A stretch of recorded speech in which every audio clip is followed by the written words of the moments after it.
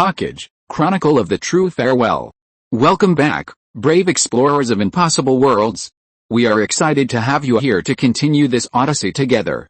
Before we continue, everything you'll hear is pure fiction, so please don't try to replicate combat techniques at home.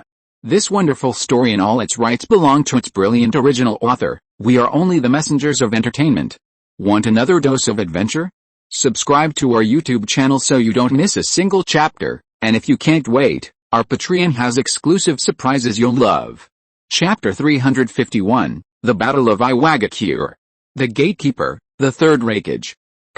Boom, a boundless sea of fire spread and connected, igniting everything around it. The entire mountain was shrouded in black smoke. Two dusty, shambling figures stumbled out. They were none other than the AB brothers, supporting each other. Young AI, supported by Killer B, gazed at the scene with a bewildered look. Spanning 100,000 square meters, countless Kumagakure ninjas, caught in this illusion of indeterminate magnitude, were scrambling like headless flies, swarming against each other. The highly anticipated flawless defense collapsed in an instant.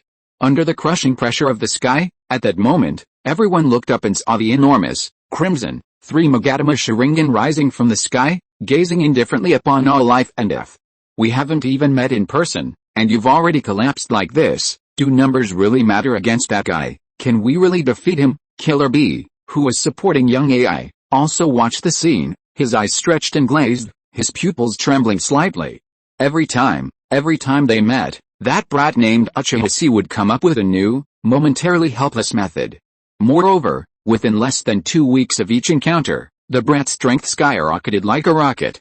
From the first encounter, evenly matched, Killer B even having a slight advantage, to the second, paralyzed by a lightning release, Kirin, and the third, torn apart by his bare hands in less than half a minute, the perfect Jinchuriki was completely reduced to a mere background figure.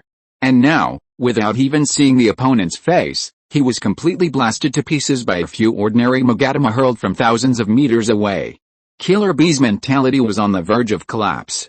His repeated failures had completely robbed him of his confidence in defeating Uchiha Chi. Even the mere thought of that brat's face made his hands tremble uncontrollably. There's a way. Young AI came to his senses, gritted his teeth, and opened his mouth unwillingly. He gazed into the distance, staring intently at the base of the first line of defense. He clenched his fists and growled word by word, "This is an illusion released through a barrier. Theoretically, as long as you can't see that sky curtain, you should be immune to this illusion. So, before he breaks through the 2 lines of defense and reaches the castle tower, we still have another chance to gamble, and now, we have to hurry and find that brat from the Hyuga family. His eyes will be of great use to us." However, at this moment, a thick fog suddenly rose around them, so thick that you couldn't see your hand in front of you. Then, you, who are you? Get out of here, get out of here. A red-haired young man, dressed in a black robe with red clouds, slowly approached through the white mist, blocking the way. The thick, almost dripping fog around him seemed unfazed. His eyes, etched with strange patterns, gazed indifferently at the Abbey brothers, poised for attack.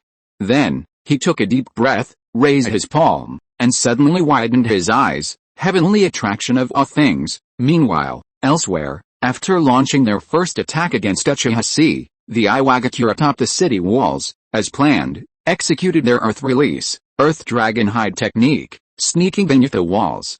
The leader of the Iwagakure clan was a genin named Magiki.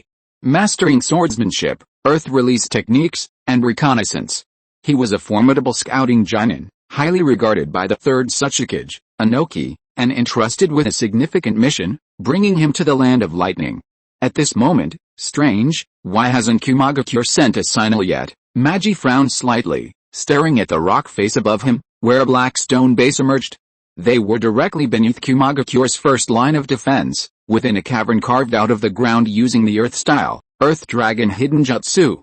Then, a ferocious-looking ninja in an Iwagakure uniform leaped from a nearby hole. With a hint of fear on his face, he quickly relayed the intelligence he had gathered.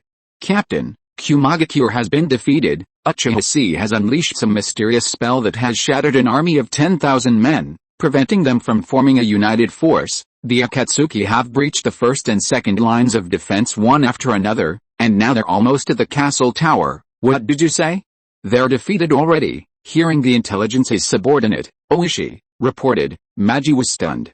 He had anticipated Kumogakure's defeat, given Itsutsukage's meticulous plan, but he couldn't understand why they had been defeated just now. The Kumogakure army here has a force of 10,000. If they were all lining up to get their heads chopped off, it would take at least the whole morning, right? And how long has it been? 10 minutes? Thinking of this, the face of the demon leech twitched slightly.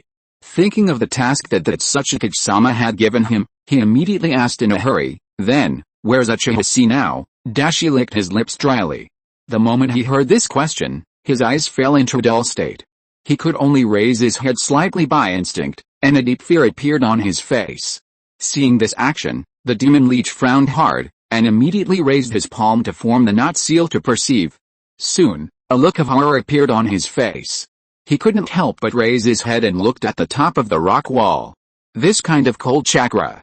He is now above our heads. Yeah, what should we do, Captain? Dashi came forward and asked, do we still have to act according to the plan? In the current situation, after Uchiha Chi's quarrel, Yunin probably doesn't have the power to stop us. The demon leech thought for a moment, then his eyes fixed. Their mission, ostensibly received from the third Tsuchikage, was to cooperate with Kumogakure and aid the Land of Lightning against Uchiha Chi at the Kumomin Castle battlefield.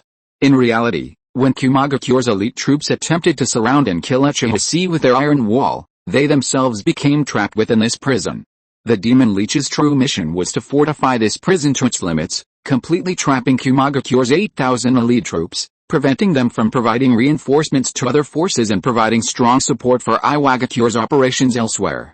This was a premeditated attack on Kumogakure, capitalizing on the Land of Lightning's urgent need to eliminate Uchiha Chi and openly inserting forces into the heart of Kumogakure. Much like their recent raid on Kurigakure at the Midori Reef battlefield, the third Tsuchikage solemnly christened this operation the Iwagakure's overthrowing battle. His goal was to completely crush Kumogakure in a single battle and completely eliminate them from the Third Shinobi World War. Thinking of this, Magi took a deep breath and solemnly addressed his subordinates, continue to carry out the mission according to the plan. Uchiha Chi and the Third Raikage are both targets to be eliminated. Since Kumogakure needs us to weaken Uchiha Chi here, then we'll do as we're told. It's best to let them fight each other, all to death. Besides, we have a backup plan in the castle tower, that's all. Magi's face darkened, and he immediately began to form hand seals. Action! With a command, the Iwagakure, hidden there, immediately sprang into action, surrounding their position and performing a joint ninjutsu. Joint ninjutsu, Earth Release, Earth Dragon Hidden Jutsu. This ninjutsu uses flowing chakra to transform the soil into fine grains of sand, burrowing through the ground like an earth dragon. Because they can sense the situation above while lurking underground, they are well suited for surprise attacks. Furthermore, because they can penetrate deep underground, they can quickly escape from enemy positions. In the original story, Deidara used this technique. However, when this technique is used to excavate deep underground, combined with the 100-meter deep crater created recently with Earth Release, Earthquake Core, it can shatter the earth, transforming billions of tons of unbearable rock into a river, completely burying the unstoppable enemy. At this moment, atop the city wall, Uchiha Chi, standing atop Susanoo, surveyed the battlefield. Though seemingly motionless, he was in reality continuously projecting illusions through the barrier. Simultaneously, invisible to mortals, vast amounts of natural energy spiraled into his body, then surged outward, merging into the barrier and continuously replenishing its yin release energy. Single-handedly hypnotizing tens of thousands of people, the scale of this technique was naturally proportional to the energy consumed. Even the most basic illusions require chakra, and while the Senjutsu, Sunlight Mirror doesn't require chakra, it also requires immense amounts of natural energy. To hypnotize 10,000 people for even a moment required an astronomical amount of natural energy. Uchiha Chi certainly didn't need to stand there acting as a natural energy converter, constantly drawing in and releasing energy to maintain the illusion. This would eventually exhaust the reserves within the sage's heart and the natural energy within a 10,000-meter radius. After slightly maintaining the natural energy within the barrier to a level sufficient to hypnotize 10,000 people for another 3 minutes, Uchiha Chi immediately cut off the natural energy supply. 3 minutes, without the interference of the chakra cannon, was more than enough for him to break through both lines of defense and reach the castle tower. With everything ready, Uchiha Chi took a deep breath, raised his gaze, and gazed directly at the castle tower, towering thousands of meters above the earth. Inhale, then, he closed his eyes and deeply inhaled a stream of air like a white dragon. His body sank slightly into Setsuna. The eyes, gradually merging during 5 days of training on Kame Island, had reached perfection. At this moment, their advancement was complete, bloodline elimination evolution completed. Eliminated the blood dragon eye, completing the Sharingan upgrade. Now, you can use the 3 Magneto Sharingan to perform even more powerful blood-based escape techniques and summon even more powerful Susanoo. You have mastered Human Bomb, Blood Dragon Technique, Blood Manipulation, and Eye Technique, Blood Dragon 9 Seals. Susanoo, 3rd Stage, Flesh and Blood Susanoo, growing bones for legs and overgrowing flesh generated by the Blood Dragon Eye's blood manipulation power. Constantly replenishing blood, it maintains its defensive power without consuming any eye energy. This qualifies it as a god of war, galloping across the land. In the darkness, subtitles flashed by. Warm-ups are over. Then, Uchiha Chi suddenly opened his eyes, revealing a pair of scarlet, snake-eyed 3 Magneto Sharingan. Now, the war begins. At the same time, in front of the castle tower, towering above the earth, at the center of the battlefield, Mabu Ai, the young white-haired and black-skinned secretary of the Hidden Cloud Village, came running with a piece of intelligence in her arms, with a look of despair on her face. Lord Rakage, panting, she leaned against the gate, powerlessly slapping her palms on the tall and magnificent castle tower gate.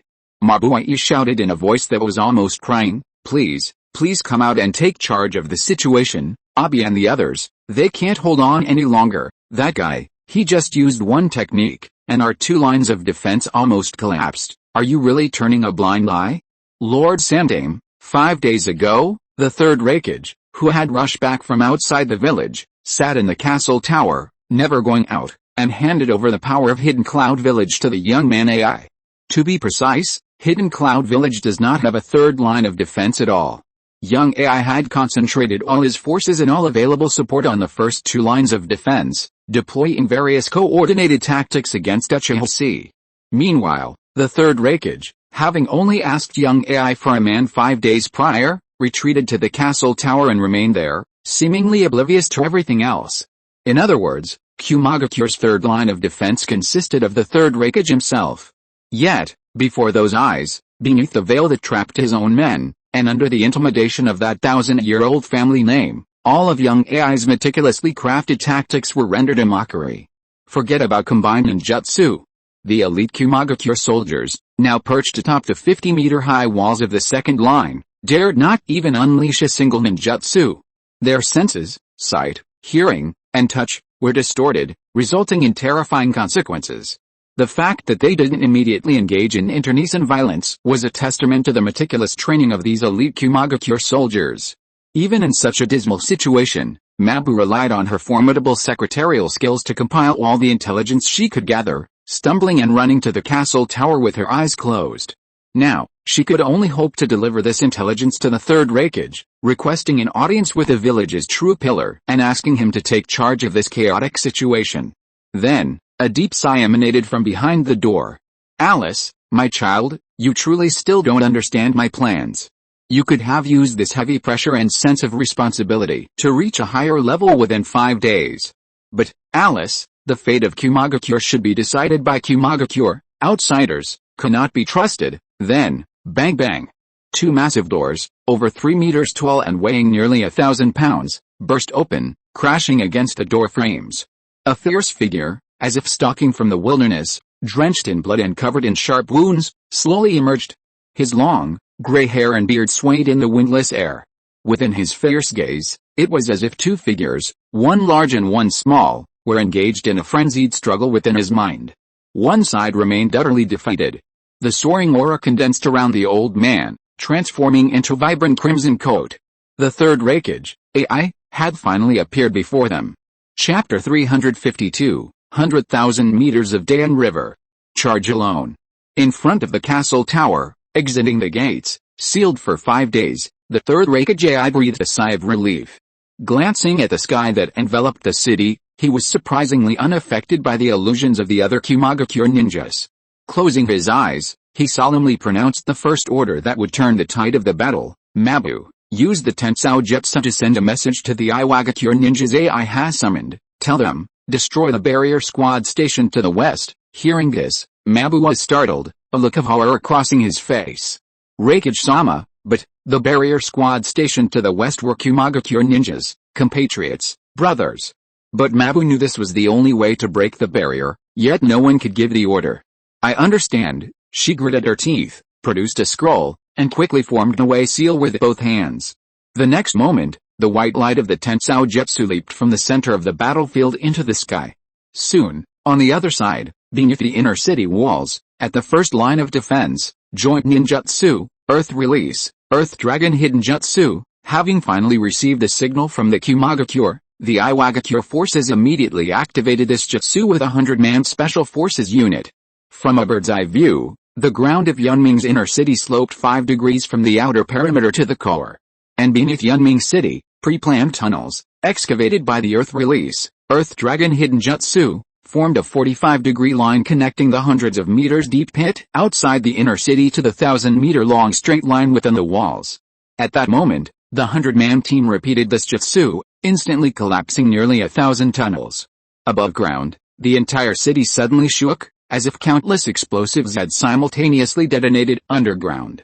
Nearly 1,000 holes appeared simultaneously on the surface. Then, countless water-laden solid deposits, driven by their own gravity, began to move. Leveraging the terrain, they transformed the earth into a river, forming a vast stream of rock carrying billions of tons of unbearable weight. A long-planned tactic was instantly unleashed on the battlefield. Like a champagne tower, the three-tiered pyramidal structure of Yunming Inner City completely abandoned its bottom floor, abandoning the nearly 2,000 ninja warriors from various nations and the hidden cloud village within it. From the second floor downward, a massive river of rock flowed like a waterfall. At that moment, standing on the city wall within the debris flow, within Susanoo, Uchiha Chi, who was about to activate a Susanoo to regenerate legs and charge into the hidden cloud defenses, was stunned when the Susanoo around him suddenly swayed and lost his balance. Holy crap, what a brutal life, the earth is retreating. This river of rock, leveraging the power of nature and generated by the laws of physics, surged in an instant. Uchiha Chi felt everything around him begin to slide backward and downward at a rapid speed. The city wall instantly overturned, throwing the entire unbalanced Susanoo into a deep pit underground. Then, billions of tons of rock river and a 20-meter-high city wall composed entirely of extremely dense and high-quality black stone came crashing down on them.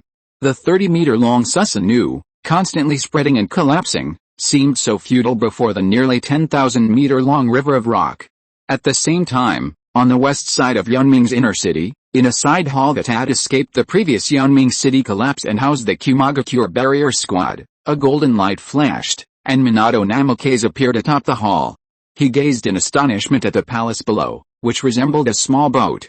Looking up, his face suddenly paled as he saw the nearly 100-meter-high, tsunami-like river of rock rising before him. He instantly vanished from the hallway. The next moment, a dark shadow pressed forward, drowning all sound in a rumbling earthquake. The entire palace was instantly engulfed by the immense river of rock. Along with the countless intricately designed and intricately patterned rituals within the hall, along with dozens of members of the barrier squad, were hurled into the air. Bang! At that moment, the sky above everyone's heads, enveloping the entire city, shattered, revealing a long crimson glow. Countless Kumagakure ninjas, as if waking from a dream, broke free from the illusion. Before they could recover, a roar like a disparate lion suddenly rang out in their ears. Everyone, form a formation, prepare to meet the enemy. A young man named AI, his arm broken, bloodied, his eyes filled with grief and indignation, leaped from the 50-meter-high second wall. He landed heavily on the ground, stumbling and rolling to his feet, roaring furiously. This familiar voice instantly awakened countless Kumagakure ninjas, prompting them to instinctively move. The next moment, they looked up and saw, not far in front of them, amidst the roiling, mighty rock waterfall, a fiery giant, blazing like fire, leaned against the riverbed with a thunderous giant sword that instantly extended nearly 100 meters, bracing itself against the onslaught of the lava flow. His body, cracked and on the verge of shattering, the giant swung his right hand, grasping an object, and with all his might, he swung his arm, casting a decisive blow. A dark shadow instantly traced a parabola through the air, crossing the 1,000-meter-long, 100,000-meter diameter hollow rock river. Facing the horrified gazes of over 2,000 core Kumagakure ninjas, it soared towards the Kumagakure core forces at the second ring of defense. Then, in the typical half-kneeling position of a powerful warrior, it slammed down to the ground, stirring up a circular dust storm. That's Uchiha Chi. The dust dissipated, and countless Kumagakure ninjas simultaneously witnessed a pair of crimson eyes opening from the circular dust explosion. Without a moment to breathe, the moment he landed, Uchiha Chi raised his head slightly, rising from the restless morning breeze. With his hands behind his back, he lowered his body and, with an expression of indifference, charged directly towards the 2,000 Kumagakure troops. He's coming, he's coming, he's coming. The light and swift footsteps beat like drums on the hearts of the 2,000 Yunin. The strong wind that was stirred up made their faces hot. When they saw the little kid who dared to confront 2,000 of them alone, they felt their bodies stiffen inexplicably despite having the advantage in numbers. A chill rushed from the soles of their feet to the back of their heads. Their faces looked as if the blood had been drained out, and their wide-open eyes were filled with fear. At this moment, young Ai struggled to get up from the ground. Clutching the knife smoothed the wound on his broken arm that was constantly bleeding. He spread his legs and stomped heavily on the ground. Supporting himself with his waist and legs, he drew his breath into his throat and roared like thunder, "Everyone, listen, the perception and intelligence forces have been completely wiped out. Now, we either stop him here or die here. There's no other choice. The war has begun. Kill him." Chapter 353. You were the first to use ninjutsu. Combat special forces, press forward, surprise attack force, push forward from the side, diversionary combat force, push back, and make up for it at any time if the reserve defense line collapses. We must not let him cross here. 10 minutes, even if it costs our lives, we must hold on for these 10 minutes. Behind us is our country. It is our last dignity. Kill. The roar that resounded throughout the battlefield instantly boosted the morale of the cloud-hidden ninja army. At this moment, countless cloud-hidden ninjas turned into a river, roaring and rushing towards the solitary Uchiha Chi. Kill. The two sides collided in an instant. The first formation was formed by a Kumagakure squad, skilled in swordsmanship.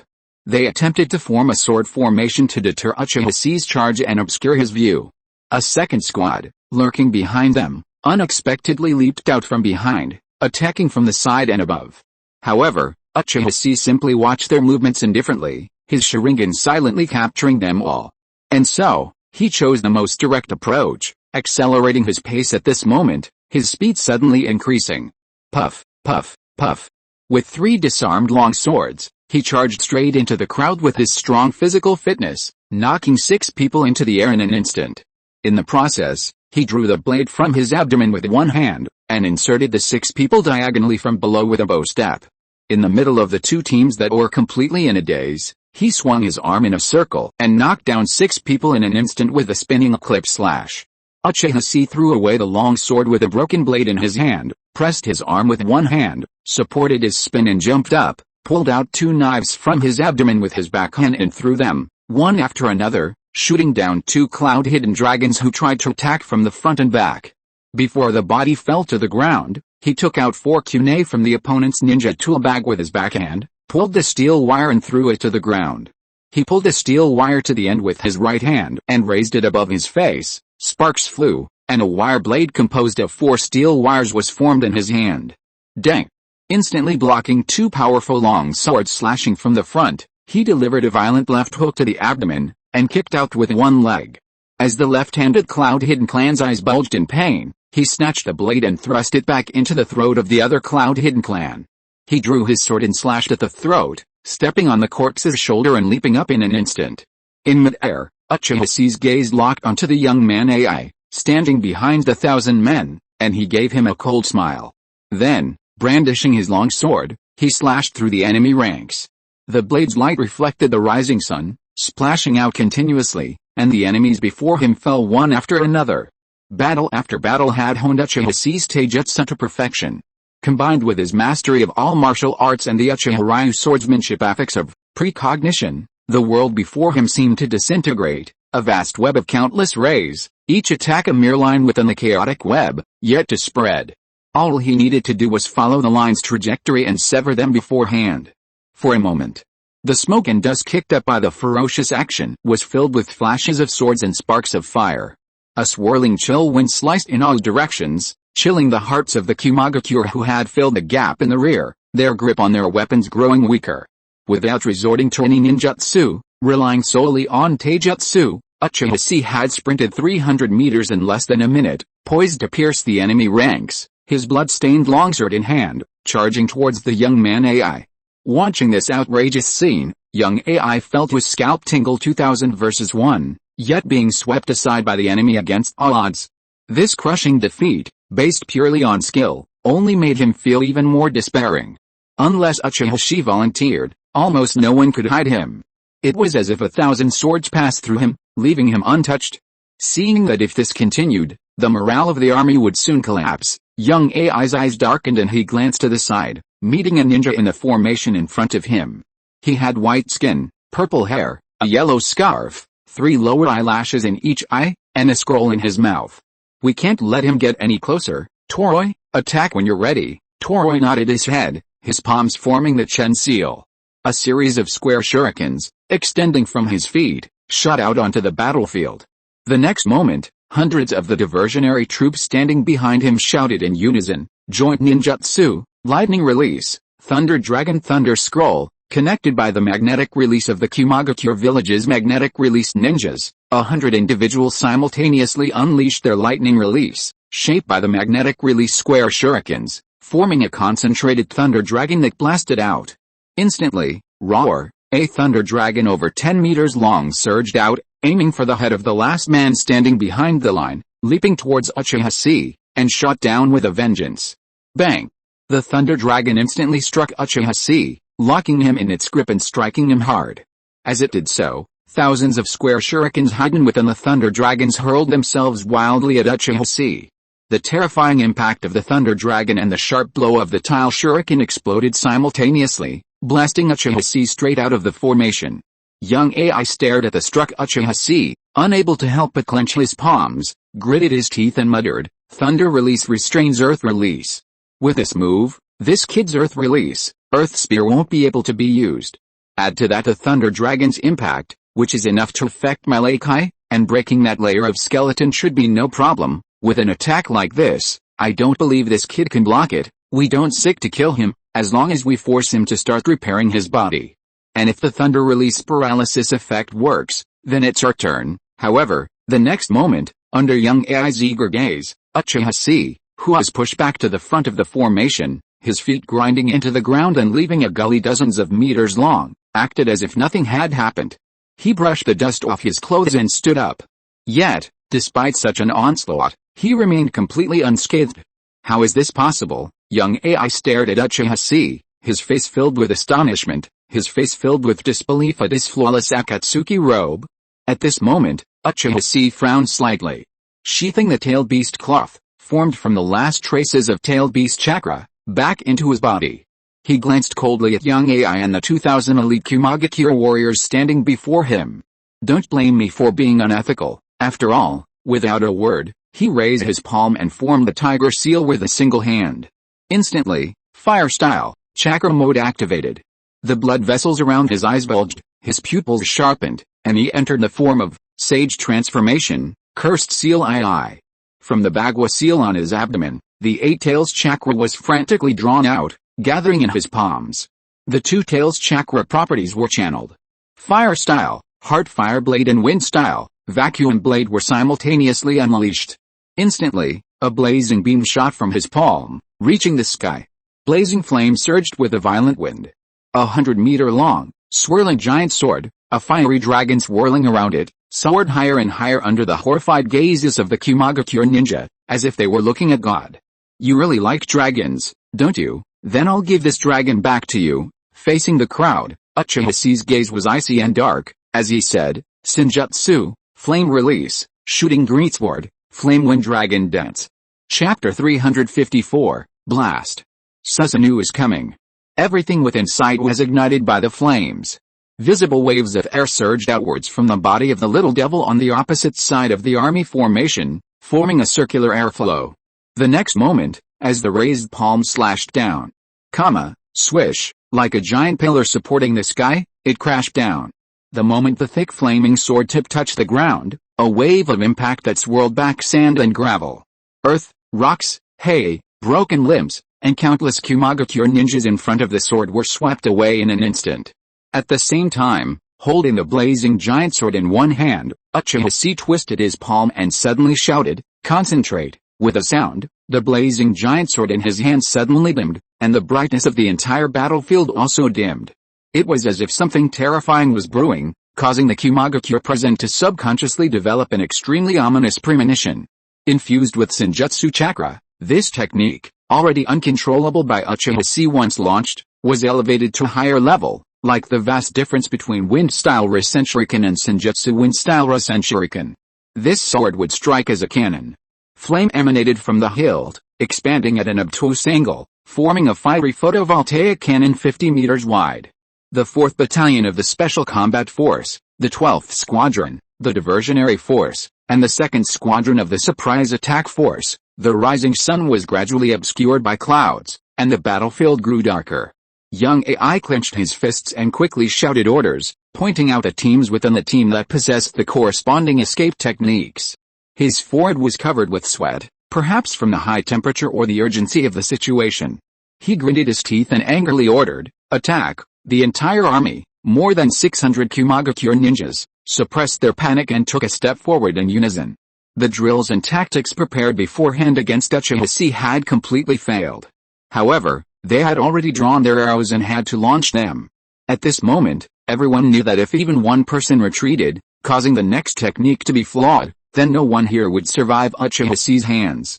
At this moment, it was too late to form more seals using water formation wall to counter Uchiha Chi's fire style with attribute restraint. Furthermore, the commander, AI, based on previous intelligence and the discrepancy between the opposing forces, could tell that Uchiha Chi was unleashing no ordinary fire style.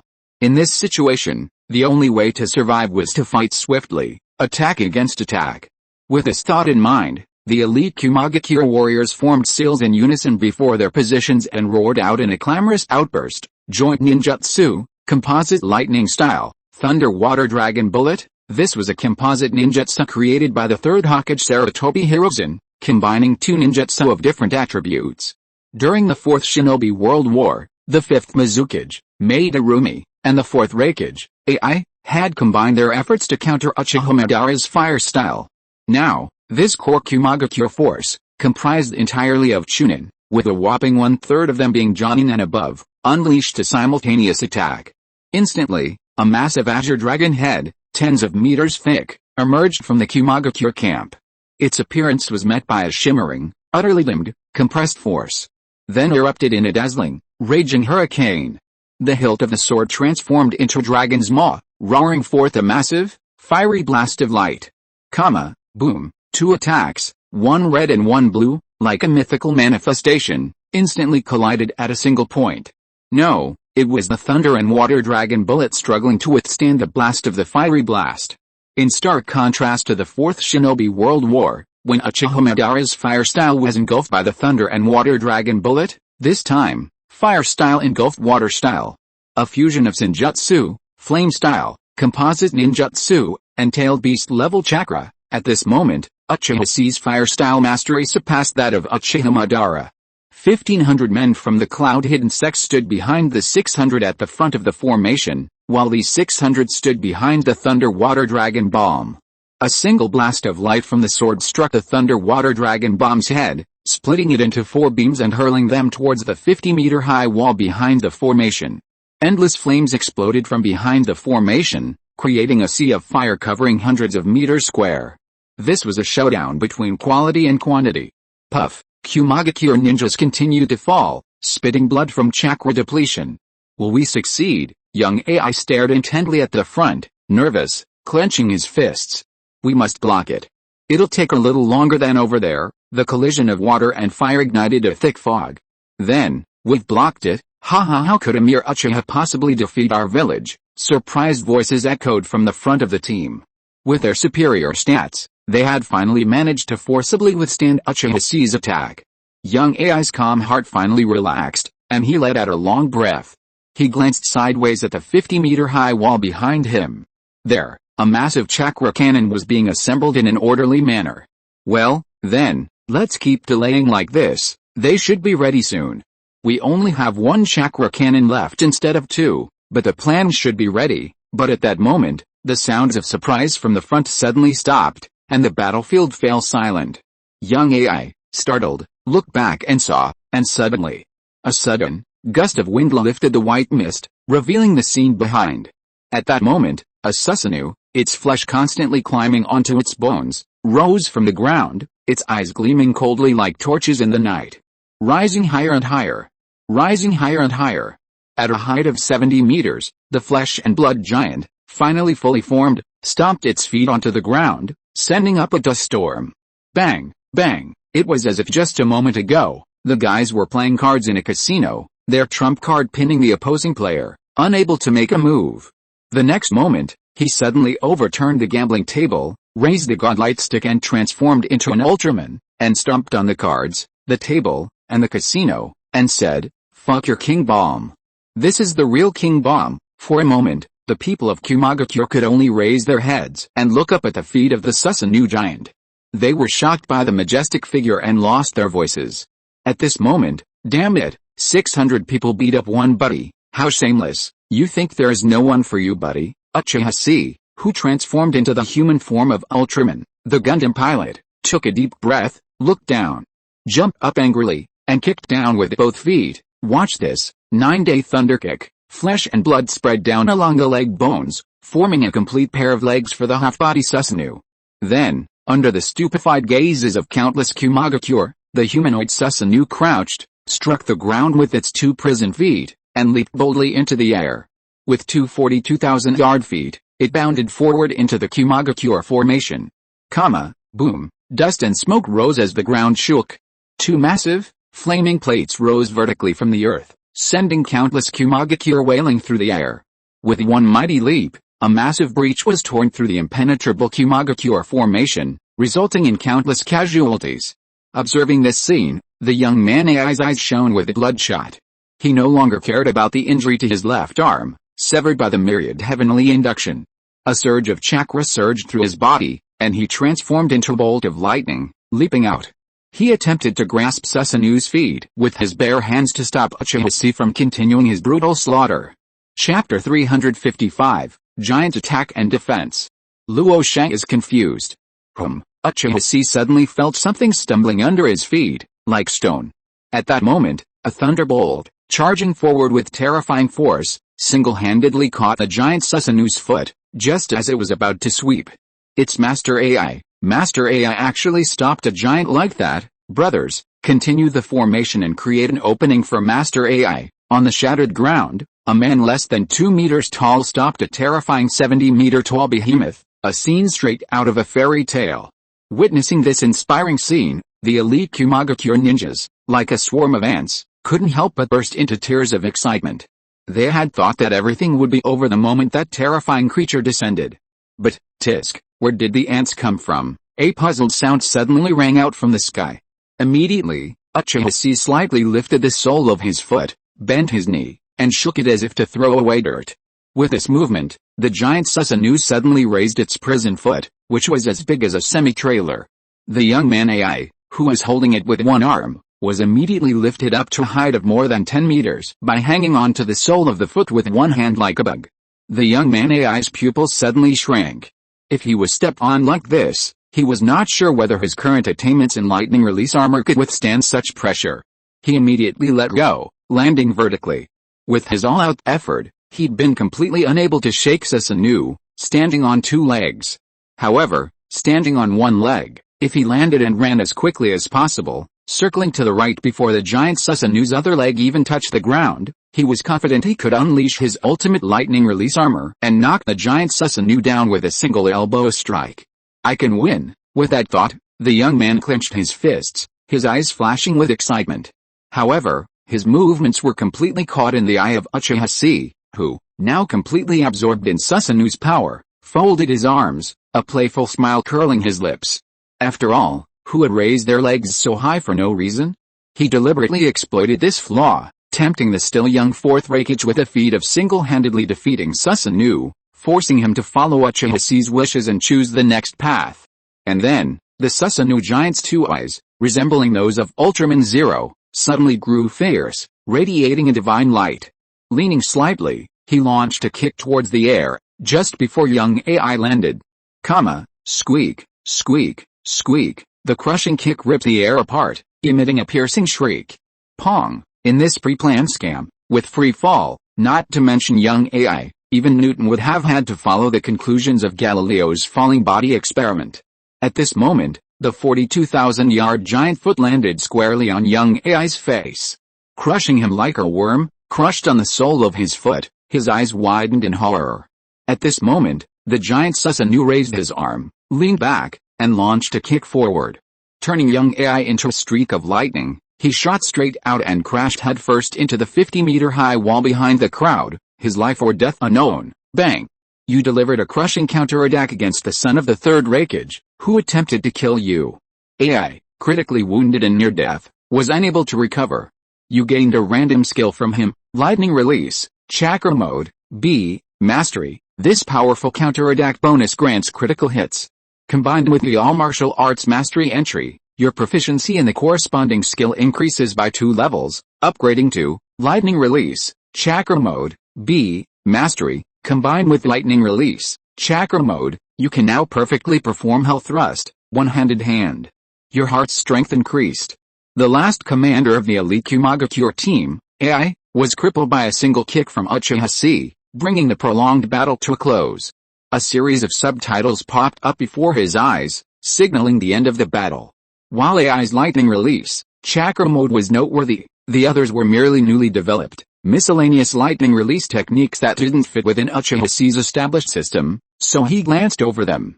Uchiha Chi quickly scanned the subtitles, his attention focused on a single line. Combined with Lightning Release, Chakra Mode, you can now perfectly perform Hell Thrust, one-handed hand. At the sight of these words, a sudden flash of inspiration struck Uchiha Chi, and the aura of every technique he had mastered so far collided, brightening his vision. However, at that moment, boom, atop the city wall, a cannon roared. The special armor-piercing rounds instantly tore through the air, leaving a trail of flame as they blasted out. Like a javelin, the 5-meter diameter tungsten cannon pierced through one of the Susanoo Titan's legs, knocking it off its feet and sending the entire Susanoo tumbling forward. Bang! The heavy object plummeted to the ground, sending a cloud of dust billowing into the air. And this cannon blast officially kicked off the next battle. The Titan attack and defense. The conflict between Kumagakure, who guarded a 50-meter wall surrounding Susanoo, and Uchiha Chi, who had to break through the city and reach the castle tower, was irreconcilable. Standing atop the 50-meter-high wall, Killer gazed at his elder brother, the young man AI, who lay at the foot of the wall, seemingly at his last breath. He clenched his fist tightly, his other hand pressing down on the giant chakra cannon, securely protected by the Kumagakure side. His rage was uncontrollable, his face frosted, his eyes blazing. I will avenge you, Uchiha Chi. Suppressed anger temporarily overcame Killer B's intense fear of Uchiha Chi. He stood up, staring fiercely at the young man within the Susanoo Titan, who had fallen to the ground, from hundreds of meters away. I'm going to kill you, kill you, kill you, with a chakra cannon that can break through the defense of Susanoo, an arrangement that can restrain the opponent and make it difficult for him to move, and unexpected reinforcements. Hey, this is different from what we agreed on. On the side, a young man with short brown hair, wearing a black lining, a white coat, and a green shadow hat on his back, frowned slightly. Even if he had the best temper, he would be a little confused when he saw the scene in front of him. Are you guys kidding me? You invited me here to deal with this guy. This person was from the Sand Village. He formed an offensive and defensive alliance with the Cloud Village and secretly accepted the invitation to get financial support. The fourth Kazakage, Raza. At that moment, Raza felt a slight tingling sensation on his scalp. Beforehand, Kumagakure had only told him to use magnetic escape to expedite the transport of a weapon from Kumagakure. He'd assumed it was a small undertaking, and if it would secure him an alliance and the alluring financial support they'd promised him, he'd obliged. But only now had they told him that if he wanted the money, he had to continue cooperating. They wanted him to fight Uchiha Chi? Chapter 356, Akatsuki on the other side of the battlefield, Byakugan fusion. The raging wind that had swept across the battlefield died, and the rumbling rock river in the distance also ceased flowing. A sudden silence fell all around. Clouds rolled in and out, and the blazing sun slowly peeked through the gaps in the thick clouds, its glow spreading across the devastated landscape, illuminating the collapsed flaming giant like a god. However, boom, boom, boom, a continuous barrage of armor-piercing rounds blazed out. These were clusters of armor-piercing shells fired from the chakra cannon, but they lacked the power of the single round that had just pierced the Susanoo Titan's entire leg. Now, the smaller-sized armor-piercing rounds aimed to penetrate Susanoo's defenses and deliver a saturation attack on Uchiha Chi, who was protected within. Instantly, the earth trembled, and a sandstorm erupted. The godlike Susanoo Titan, under the power of technology, seemed temporarily unable to rise and fell to the disadvantage. The entire Yanming city's attention was focused on the battlefield north of the inner city. That giant of light, is at sea, on the eastern side of the inner city, a gaping hole was visible in the city wall. Having forcibly torn through the Kumagakure defenses and scaled a 50-meter-high wall, the Akatsuki looked north, also startled. Terumime's face was filled with worry, and she gritted her teeth slightly as she glanced at the people around her. At this moment, in order to break through the Kumagakure defenses, Kakuzu unleashed a series of powerful ninjutsu to clear the way, consuming too much chakra and needing to rest. Hazuki Mainjutsu, having withstood the chakra cannon, was no longer able to continue the charge. Even Terumime herself was exhausted from using the boiling release, unparalleled strength to shatter the city walls and hammer down mountains to capture Hyuga Shota, a member of the Hyuga clan. The combined efforts of the three of them, along with Sasori, forcibly pierced the opposing 3,000-man army, clearing the way for Yohiko and his companions and Miyashiro and to reach the heart of the inner city. 8 people. 2 teams of 4 continued their advance, ascending the castle tower to carry out the assassination mission. The other 2 teams of 4 remained, ready to engage at any moment, guarding the retreat route for the members ahead. Seeing Uchiha Chi locked in a bitter battle on the north side, Terumime naturally wanted to rush to their aid. However, the remaining members of the 2 teams, with the exception of Sasori, were temporarily unable to engage in a fierce battle. She couldn't help but look at Sasori.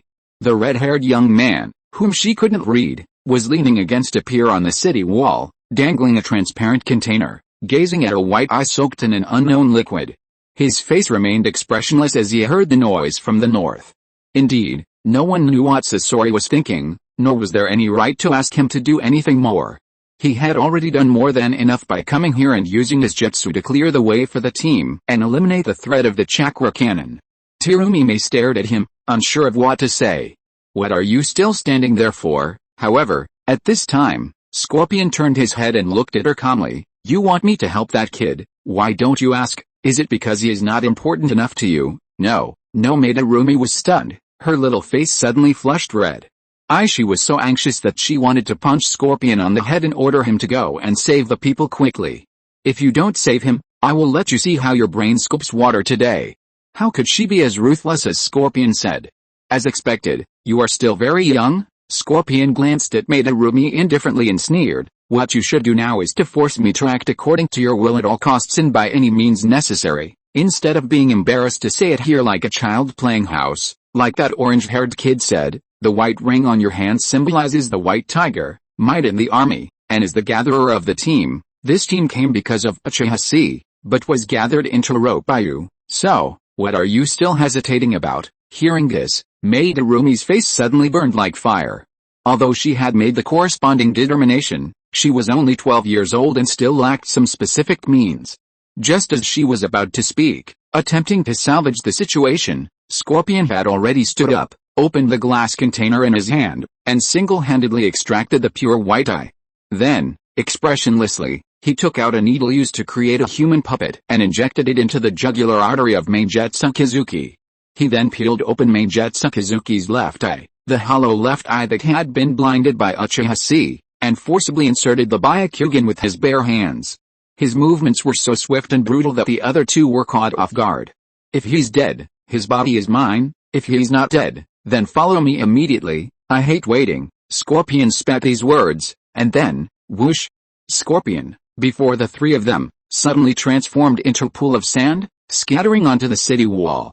This was the sand clone technique, a must-learn technique for puppeteers. And he himself had vanished. As soon as he fired his cannon and sensed someone attacking him from the other side, Scorpion was aware of the situation on the other side. And right now on the battlefield, he was the one who wanted to see Uchiha Chi even more than Terumi Mei. This guy, Terumi Mei, stared at the sudden scene before her, stunned for a moment, then gritted her teeth, feeling an inexplicable sense of defeat. Then, she looked at Meijetsu, who lay limp on the ground after performing water-style Teiteboshi. How do you feel? And Meijetsu Hazuki also seemed a little dazed at this moment. The huge field of vision that his left eye suddenly gained squeezed out the normal field of vision of his other eye, forcing him to close his right eye in order to see normally. Soon, he adapted to the pain brought by the forced injection of the needle into his eyes. It seemed that there was something like adrenaline in the injection injected by Scorpion, which instantly lifted his spirits. Veins popped out around Meijetsu Hazuki's left eye. He looked up in shock and said, "That guy Scorpion has reached the middle of the city wall. It seems that he is going to Uchiha Chi. He has already set off, and to the north, to Uchiha Chi." Meijetsu Hazuki's expression suddenly became strange, and a look of confusion appeared on his face. What is he doing? Those shells didn't cause any harm to him at all, but why isn't he moving? Wait, Meijetsu Hazuki was startled and his eyes fell on Uchiha Chi's hand, where a ball of lightning was flashing wildly. Can you see with your Byakugan? What on earth is going on over there? Terumi couldn't help but be shocked. She grabbed Meijetsu's collar and dragged him towards the east, asking anxiously, "What happened to C?" Meijetsu was stunned, and then a look of shock appeared on his face. This is too outrageous. Water escape technique, fire escape technique, wind escape technique, earth escape technique, lightning escape technique. Combining 5 escape techniques into one, it expands upside down. What kind of technique is this? Chapter 357, Unbreakable Defense. Ridiculous 5-layer defense. Elsewhere, on the northern side, atop the second Kumagakure wall, Kirabi watched as Raza, looking anxious and ready to abandon his duties and flee, understood his intentions. If his anger over his elder brother's death hadn't overcome his fear of Uchiha Chi, he would have wanted to flee, too. But Lord Kazakage, this doesn't mean you have to fight Uchiha Chi head-on, Killer Bee explained in a deep voice. The magnetic properties of the soil here have been changed by the magnetization technique performed by Toroi, and we in Kumagakure also have ninjas with magnetization technique. We only need to use magnetization technique to rewrite the terrain and temporarily trap Uchiha Chi. Then we can launch a saturation attack on him and kill him completely here. It's just that, Luo Sha's eyes suddenly turned cold and he sneered. It's just because that magnetization technique ninja is dead down there. He was trampled to death by Uchiha Chi's Susanoo.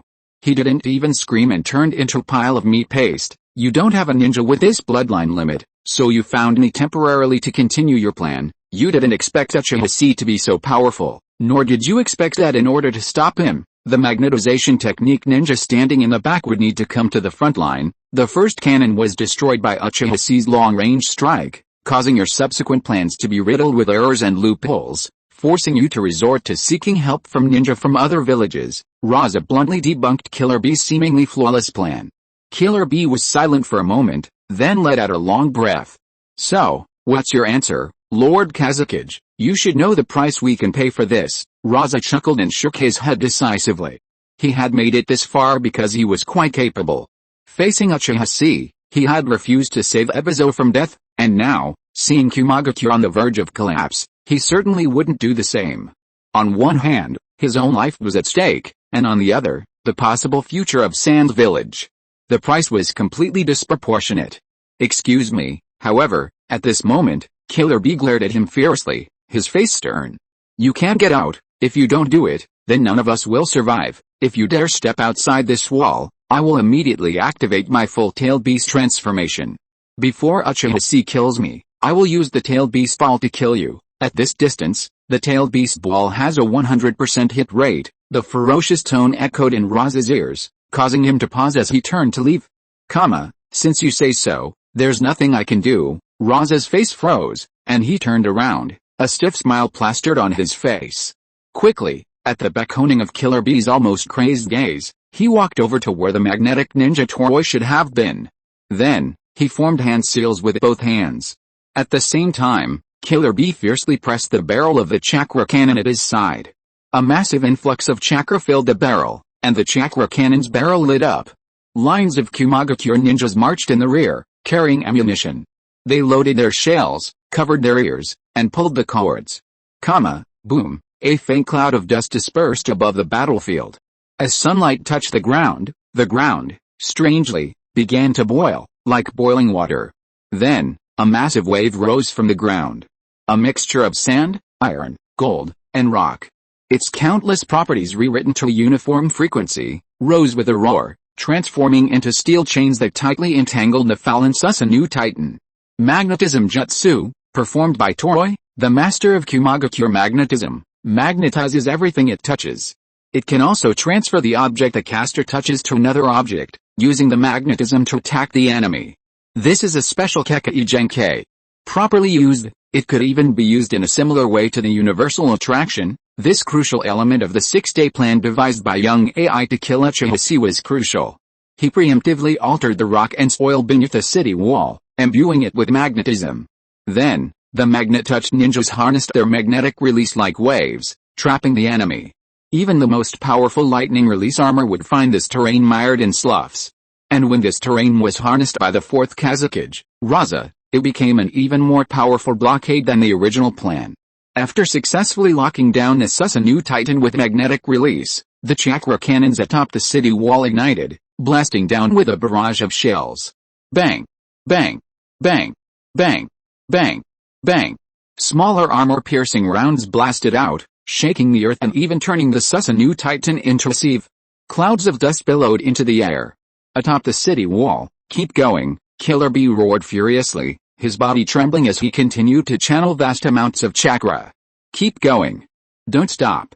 Pulverize that evil Uchiha into dust." The Ebi brothers' previous actions, due to the attacks from Akatsuki and Orochimaru, had escaped Hinata Shota's disdain, having lost an eye to one of the two groups. Now, unable to discern the location and current state of Uchiha Chi, lying within the Susanoo Titan beneath the wall, amidst this whirling dust, they could only frantically continue their bombardment until the barrel was completely empty. However, facing the barrage of incoming shells, Uchiha Chi, standing within the Susanoo Titan, raised a slight eyebrow. A layer of pulsating lightning immediately surfaced on his body. Immediately, a black and red outer layer formed a second layer of defense. And that wasn't the end yet.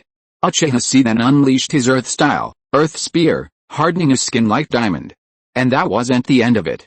Under Lightning-style Chakra mode, Half-tailed Beast Transformation Coat, and Earth-style Earth Spear, Sage Transformation Curse Seal II then formed a chitinous cortex on his body, effectively mitigating impacts. 5 layers of defense in total, layered one after another. It was like playing Golem and collecting a 6-piece set of Sunfire, Thorn Armor, Madman, Ice Heart, and random cloth boots, all while facing a fragile creature like the policewoman, Frost. Consequently, when the special armor-piercing rounds arrived, under the barrage of artillery fire, Kumagakure's attacks were completely unable to penetrate Uchiha Chi's defenses. Bang! Bang! Bang! Bang! Bang! Bang!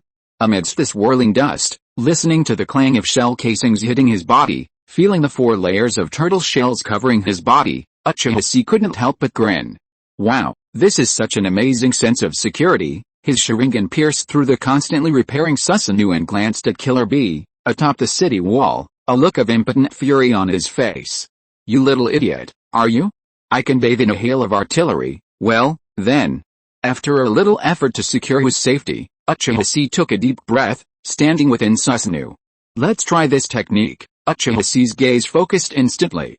He raised one hand slightly, forming the C seal with the other. In the next instant, 5 colors of light rose from his hands. The ninjutsu he had learned so far, forming a combat system, blossomed like a flower. Water style, Water Fang Blade. Fire style, Heart Fire Blade. Fire style, Chakra mode. Earth style, Earth Splitting Needle, and Earth style, Super Aggravated Rock Technique. Lightning style, Supersonic Chakra Thunder Blade. Hell Thrust, One-Handed Piercing. Lightning style, Chakra mode. Wind style, Vacuum Blade. They operated in a completely opposite fashion. Water overcomes fire, fire overcomes wind, wind overcomes lightning, lightning overcomes earth, and earth overcomes water. Then, using the expanding Rasengan as their core, they unleashed a terrifying, all-encompassing, expansionary force. Gazing at the sinister power rising from his palm, Uchiha Chi took a deep breath, his gaze suddenly darkening. He suddenly raised his head, glaring fiercely at the 50-meter wall, the dense artillery barrage, the countless Kumagakure, the chakra cannons, the 8-tails Jinchuriki, and the magnetic-style ninja that appeared from nowhere. This move is called 5 Elements Reversal Greatsword, and then, the method of launching it, Uchiha Chi trembled as he raised the brilliant multicolored ball of light in his hand, feeling its terrifying weight, completely beyond human control. He drew in another sharp breath, and directly dispersed a giant Susanoo from his body. He summoned another Susanoo, extending his bony palm to grasp the ball of light tightly. Using the Susanoo, he unleashed the supremely powerful Hell Thrust, one-handed hand, hurling the sword with supreme explosive force. In short, a superpowered version of the powerful flying sword technique. Hell Hand, 5 Elements Reversal Greatsword. If you are listening to this novel on a channel other than Fanfic World, it means it was downloaded and re-uploaded without effort. We warmly invite you to visit our channel, Fanfic World. There you will find the original version of this story and many other novels of various genres. We look forward to seeing you dive into a world of incredible novels. Chapter 358, Sword Sweeps Across Tenshao Peak, the final battlefield. The artillery fire continued for an unknown amount of time, until the breached blocks were as red as if they had just been tempered in a furnace. The smoke rising from the city wall drifted straight into the sky, obscuring everything in sight. The occasional gaps revealed the devastated earth below, which was densely packed with craters. The golden sky, the crimson earth, the burning dead branches, and the countless torn corpses spread across the plains. Is he dead? No movement has been made. In my opinion, the first shot might have blown him into powder. Is that brat finally dead? On the city wall, countless Kumagakure ninjas looked solemn, staring intently at the ground below from the battlements. Killer B was so anxious that his face flushed red. He forced his body, which was overly depleted of chakra, to move forward, pushed aside several Kumagakure ninjas and approached the battlements, looking down. At the cost of the lives of more than 2,000 Kumagakure below, launch a saturation attack on Uchiha Chi. Even Big Brother, when he activated his strongest lightning release armor, could not survive such an attack. Thinking of this, Killer B clenched his fists tightly and smashed them on the city wall. His eyes were hot, and he said with certainty, "That brat, there is no way he is still alive." However, at this moment, there was a sudden tremor in the dense smoke. "Wait! Look, what's that?" A member of the Cloud Hidden clan pointed in a direction in shock. Everyone looked sideways, only to see, about 500 meters from the city wall, a beam of light rising from the smoke. A fiery, burning, ethereal light, like a lotus of fire blooming toward the sky, instantly shattered the surrounding smoke. A sudden, raging wind cleared everyone's vision. Within that blazing beam, they saw a young man holding a brilliant, multicolored ball of light.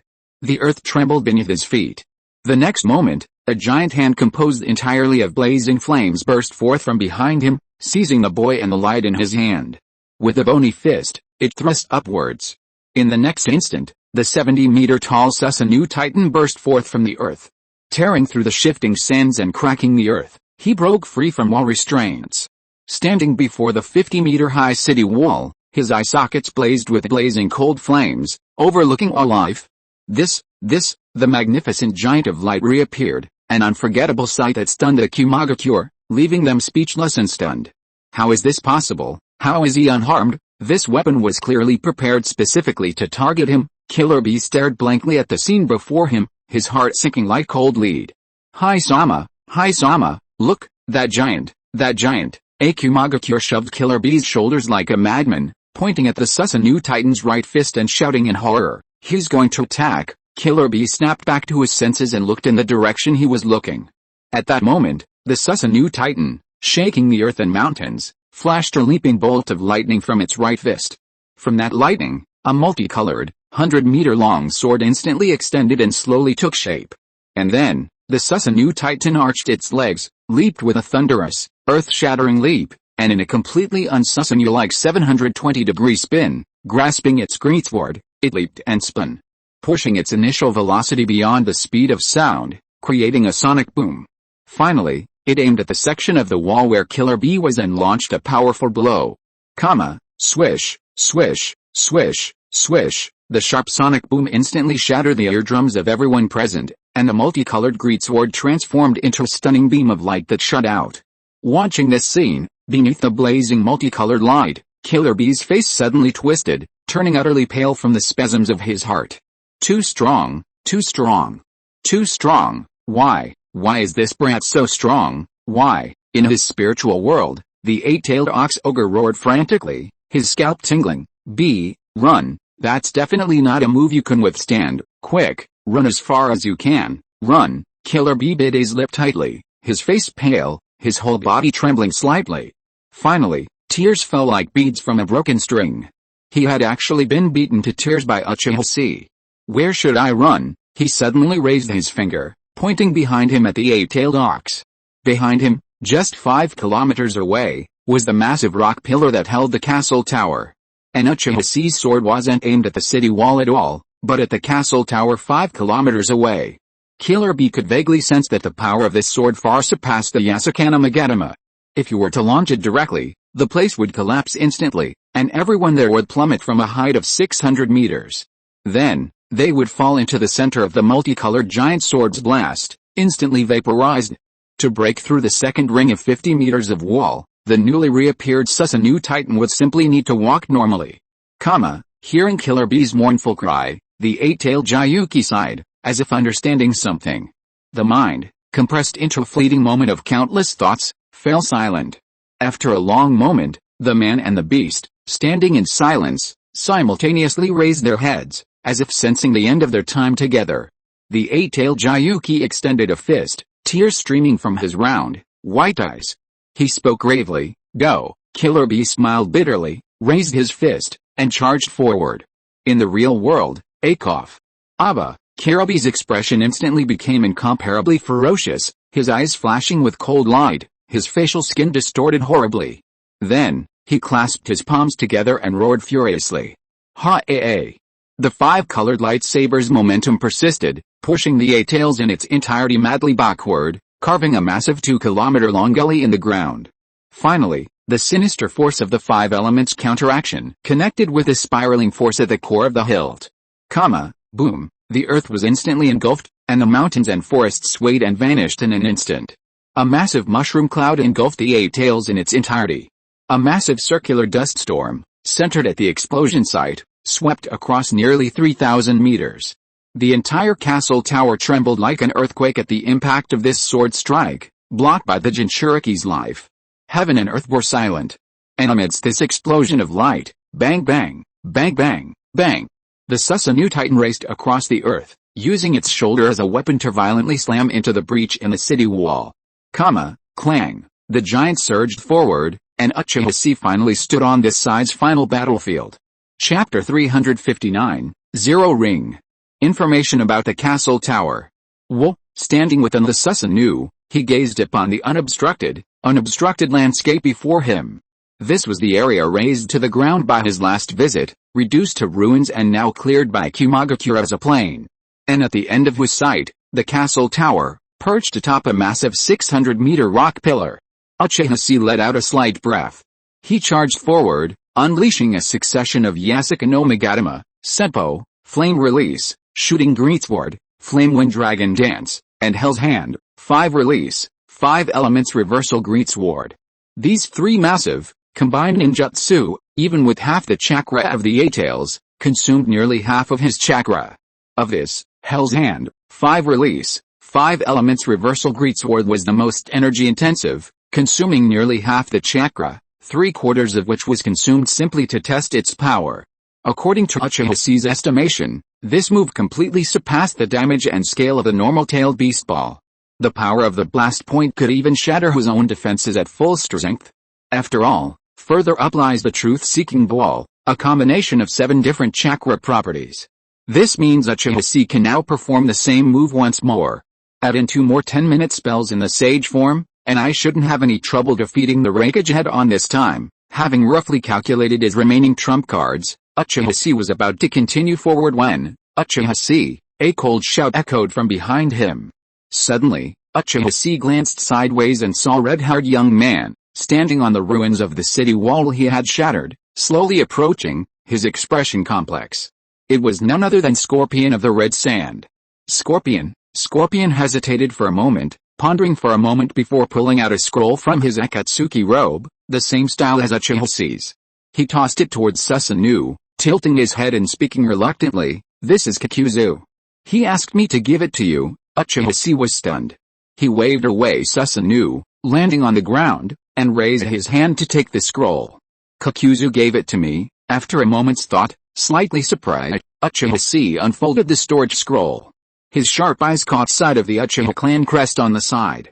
From this, he could probably figure out, Kakuzu was now colluding with the clan? Within the scroll were two items. One was the Kusanagi sword he had lost during the previous battle at Hell Valley. The second item was his usual attire, adorned with the Uchiha clan crest, a black turtleneck shirt, ninja tool-laden trousers with multiple pockets, leggings, black ninja boots, a wristband engraved with the word sword, and thousands of fine ninja tools of various kinds. Just in time, removing the contents of the scroll, he wielded his customary Kusanagi sword, flinging a few sword flowers before rescabbing it. Uchiha's eyes lit up. He was just worrying about how to slice through the third Raikage's husk when the clan sent Kakuzu to deliver his weapon. Only after personally mastering the masterful lightning release chakra mode did he realize how lucky he had been to defeat the third Raikage in Hell Valley. If the third Raikage had simply relied on his unpredictable speed, changed his tactics, abandoned his priority of killing Uchiha, and dodged all his attacks, Uchiha would have been powerless to stop him from killing his own men. Moreover, it was thanks to the sharp grasp of the opportunity by the great elder Uchiha Setsuna that the third Raikage's hellish thrust pierced his chest, severely weakening him. This was also the reason why he nearly killed him with a single strike. Judging by his proficiency in lightning release, chakra mode, the third Raikage's mastery of the lightning armor now surpassed even Uchiha's, reaching a level of mastery beyond perfection. This was a sheer stat stack monster. Uchiha's newly created techniques were mostly powerful area of effect ninjutsu. However, against a ninja renowned for his speed and defense, the third Raikage's jutsu, including Susanoo, would be like a target. The scale of the battle would inevitably shift towards smaller and more refined operations. The chance for victory depended on a fraction of an inch. At this point, a weapon powerful enough to cut through the lightning armor, yet impenetrable, was crucial. At the same time, the Uchiha clan sent him their customary clothes and weapons, conveying their stance. Regardless of whether he was now a traitor or some unforgivable villain who had subverted the ninja world, the clan wanted to tell him, "The Uchiha clan will always be your home." Uchiha's heart warmed at the thought. Meanwhile, after delivering the scroll, Scorpion hesitated for a moment, a question on his mind, unsure how to begin. With an awkward expression, he called out again, "Uchiha, wait here a moment." Uchiha froze, looking at Scorpion bewilderedly. He looked at Scorpion with a confused expression, completely confused as to what was going on. What was going on? He was blushing like a teapot. Before Uchiha could carefully consider the change in the mentality of the birdman in front of him, two figures soon jumped from the city wall. When one of them saw Uchiha, his eyes suddenly lit up and he waved his hand. "Hey, see, Terumi Mei," looking at Terumi Mei who was dragging Meijutsu, who was trying hard to keep one eye open, and Terumi Mei who was jumping over. Uchiha was stunned again. Both of them were wearing the red cloud robes of Akatsuki. Moreover, Terumi Mei had a ring engraved with the word white on the middle finger of her right hand. He was unaware that the Akatsuki members were fighting in a group at this time, and he was completely shocked by this sudden scene. "How the hell did you join Akatsuki? Aren't you going to be the Mizukage? Let's talk about this later. Put this on. Yohiko and the others have already gone to the castle tower. They have urgent information sent back." This question stumped Madarumi, but she didn't want to be asked this question right now, so she evaded the question with a vague explanation. She then tossed something towards Uchiha. Uchiha took it and examined it. It was the Akatsuki ring, engraved with the word 0. It symbolized nothingness, the absence of war and suffering, and was worn by the Akatsuki leader. Terumi Mei spoke solemnly, "Wearing this ring will transform chakra into waves of thought. The ring amplifies these waves and manifests them as illusions, allowing them to convey important information." Uchiha frowned slightly, glancing back at the castle towering above the earth in the distance. Had Yohiko, Nagato, and Konan already gone there? Those there would have likely seen and guessed that he was headed there. With their impending meeting, what kind of information would require the urgent use of the phantom body technique to convey him? Thinking of this, Uchiha Chi did not dare to neglect and immediately put the ring on his thumb. The next moment, the ring autonomously absorbed a portion of Uchiha Chi's chakra. Then, in front of him, an illusory shadow with long hair and samsara eyes appeared, pretending to retreat quickly in the middle of a battle. Judging from its appearance, it was Nagato's phantom body. When he saw Uchiha Chi, Nagato was slightly startled, and then he nervously shouted to him at a very fast speed, "Uchiha Chi, I use the power of the human way to search. The name of the country of thunder is not here. Also, the plan of the Iwagakure side is hard to explain for the time being, but now, you take the other members and evacuate here immediately. Wait, damn it, he saw you." Chapter 360, Information. Jiraiya appears halfway. As Uchiha Chi fought on the second line of defense, 4 figures swooped down from the crumbling peaks of the castle tower, ascending 600 meters to the flat summit of the rock pillar. Leading the charge was Yohiko, striding forward with a great sword in hand. Following closely behind him were Konan, Nagato, and, at the end of the group, Miyashiro-en. At this moment, as they got closer to the castle tower that was like a fortress, Yohiko couldn't help but frown.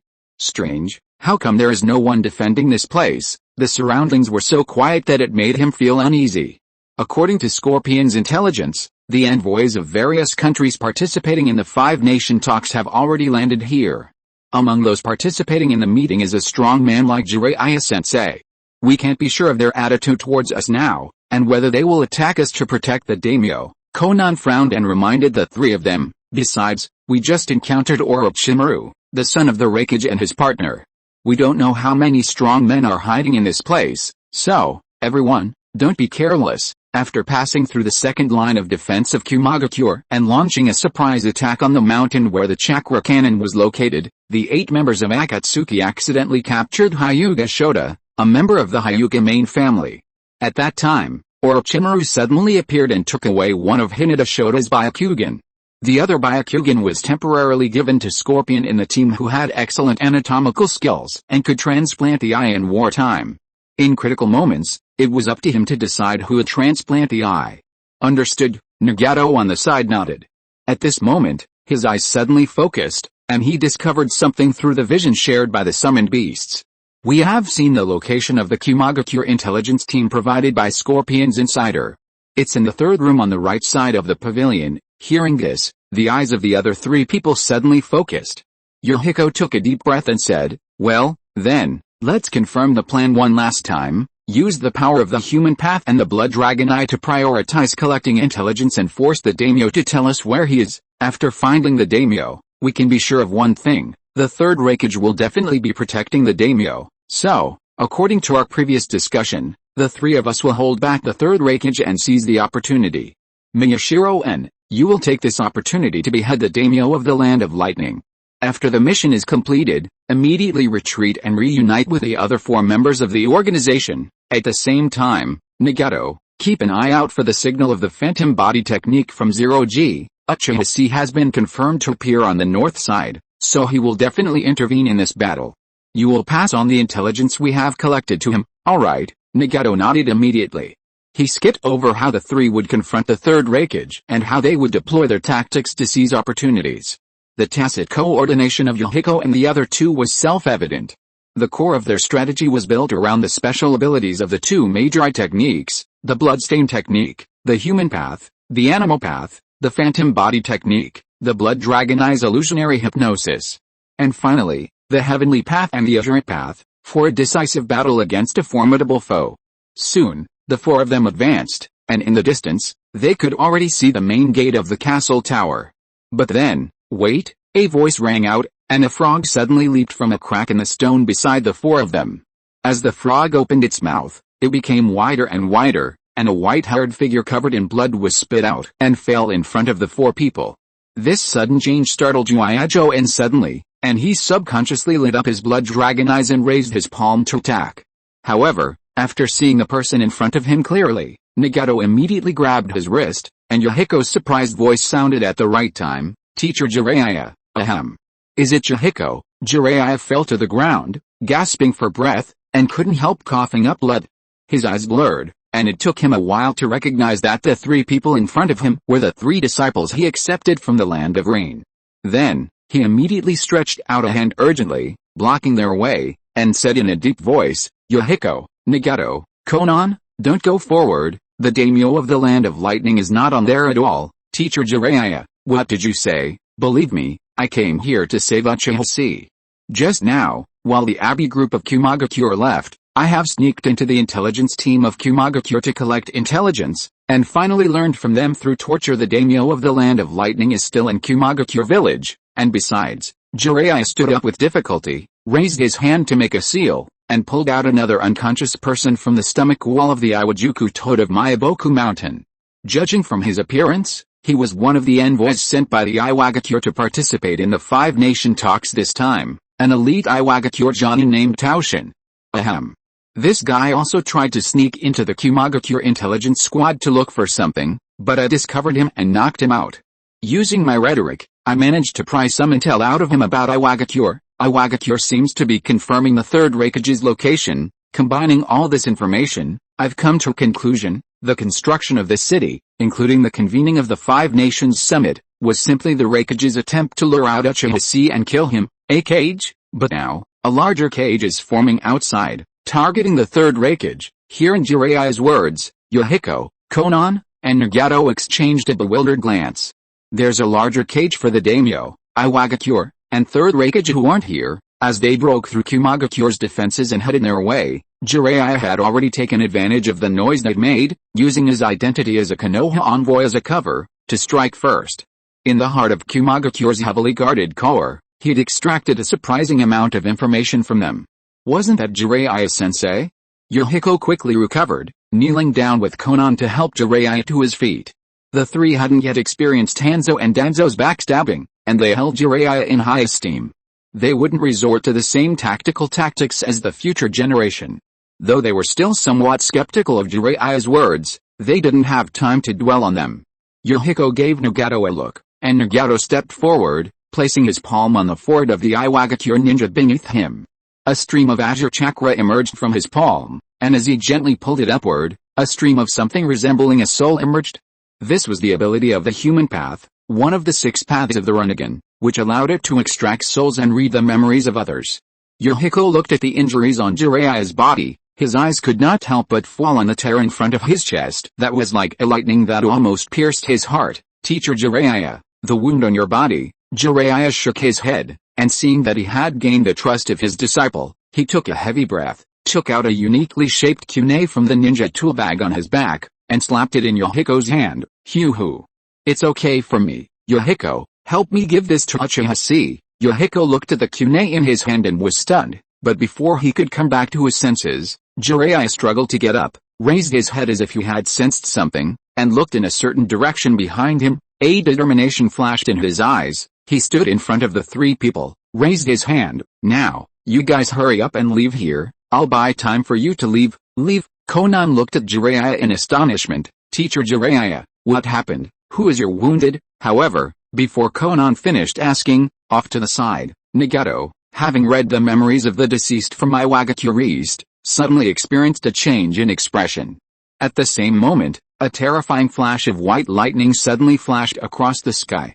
Then, even faster than a roar, a savage figure with a dark complexion and a savage aura emanating from his body slowly stepped out of the castle tower's gates. Boom, the sky darkened. Chapter 361. Who are you talking to? Lightning strikes that shake the earth.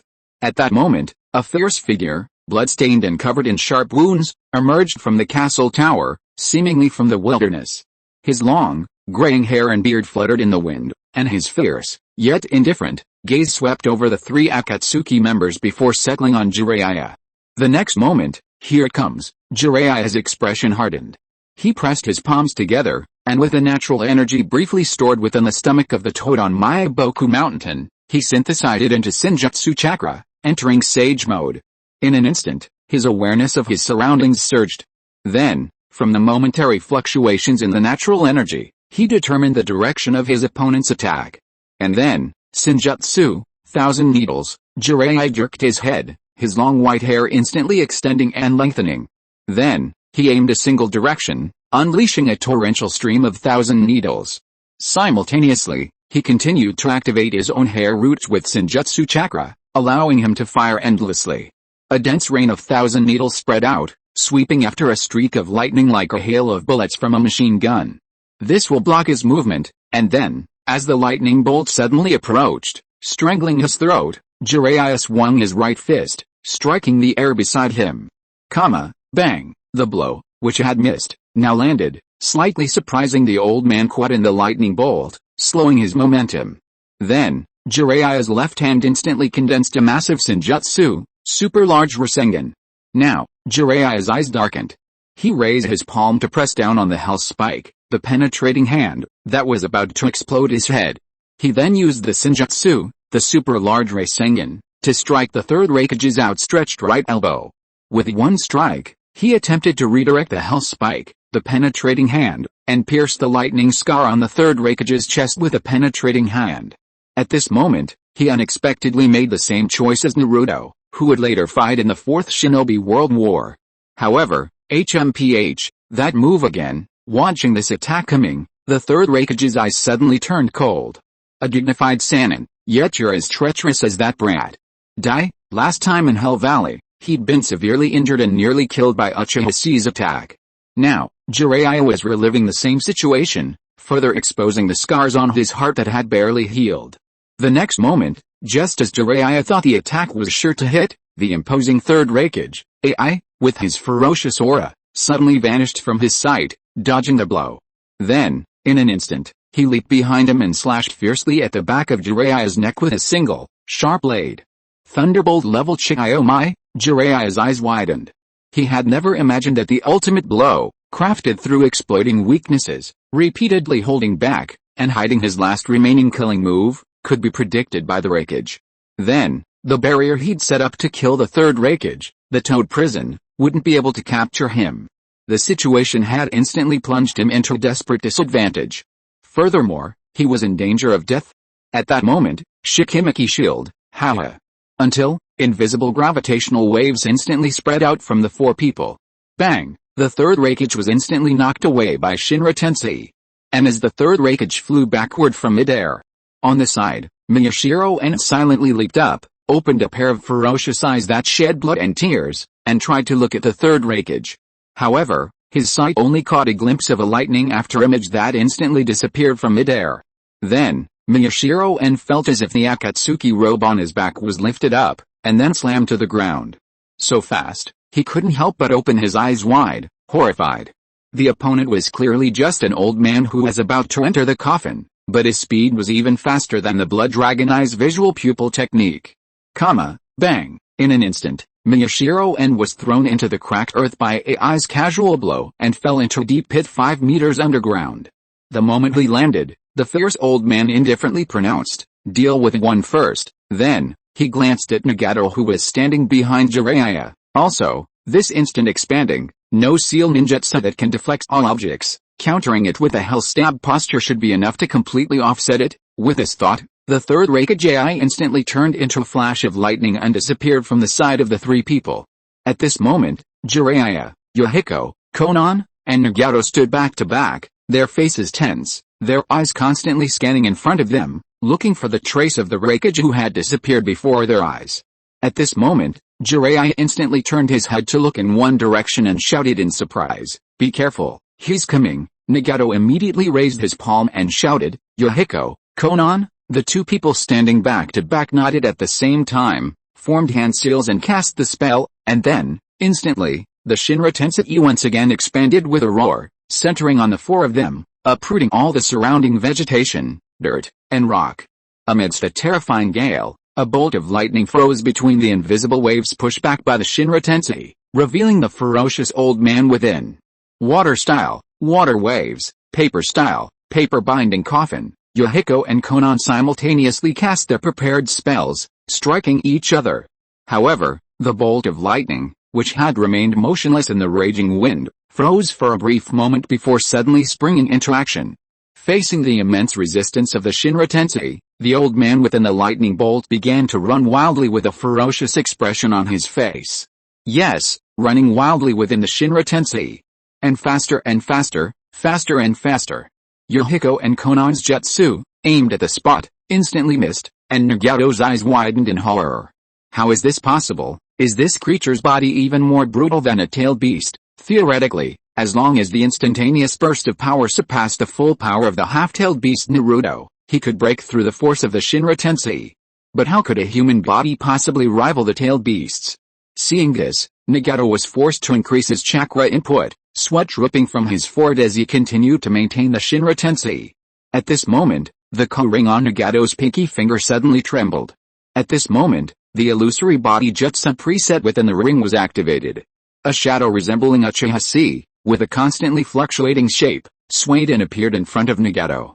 Seeing this, Nagato raised his head and glanced at the fierce old man covered in blood who was rushing towards him. He gritted his teeth and immediately shouted at Uchiha Chi on the other side of the illusion body technique, trying to pass the information to the other party. Uchiha Chi, I use the power of the human way to search. The name of the country of thunder is not here. Also, the plan of the Iwagakure side is hard to explain for the time being, but now, you take the other members, evacuate here immediately. However, just as Nagato was trying to hand over the information, at this moment, an indifferent and emotionless old question rang in his ears. Who are you talking to? The sudden voice frightened Nagato so much that he raised his head in an instant, and saw, the old man with blood-red thunder flashing all over his body was already standing in front of him.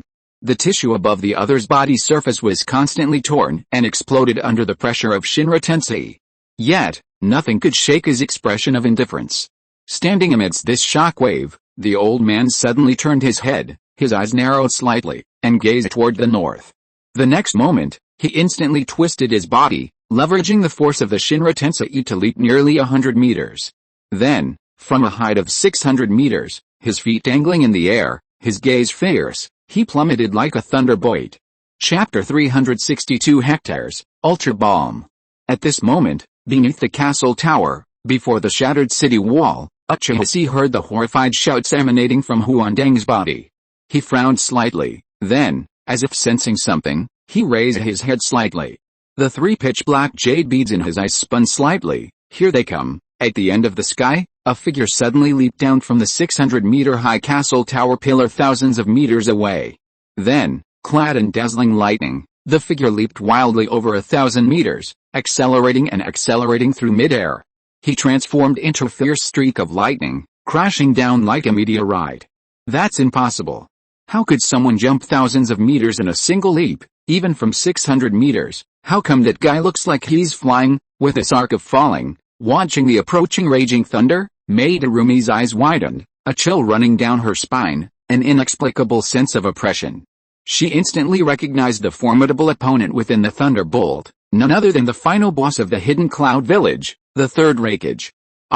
Beside her, Main Jetsukazuki, with his eyes rolled back, turned his head as if he had seen a ghost, and urgently warned Uchiha Chi. Uchiha Chi, that guy has. However, before he could finish his words, a sharp, shrill, whistling sound suddenly rang out in everyone's ears. That's when electricity reaches a certain intensity and is exposed to the air, vibrating the air and producing a sizzling sound.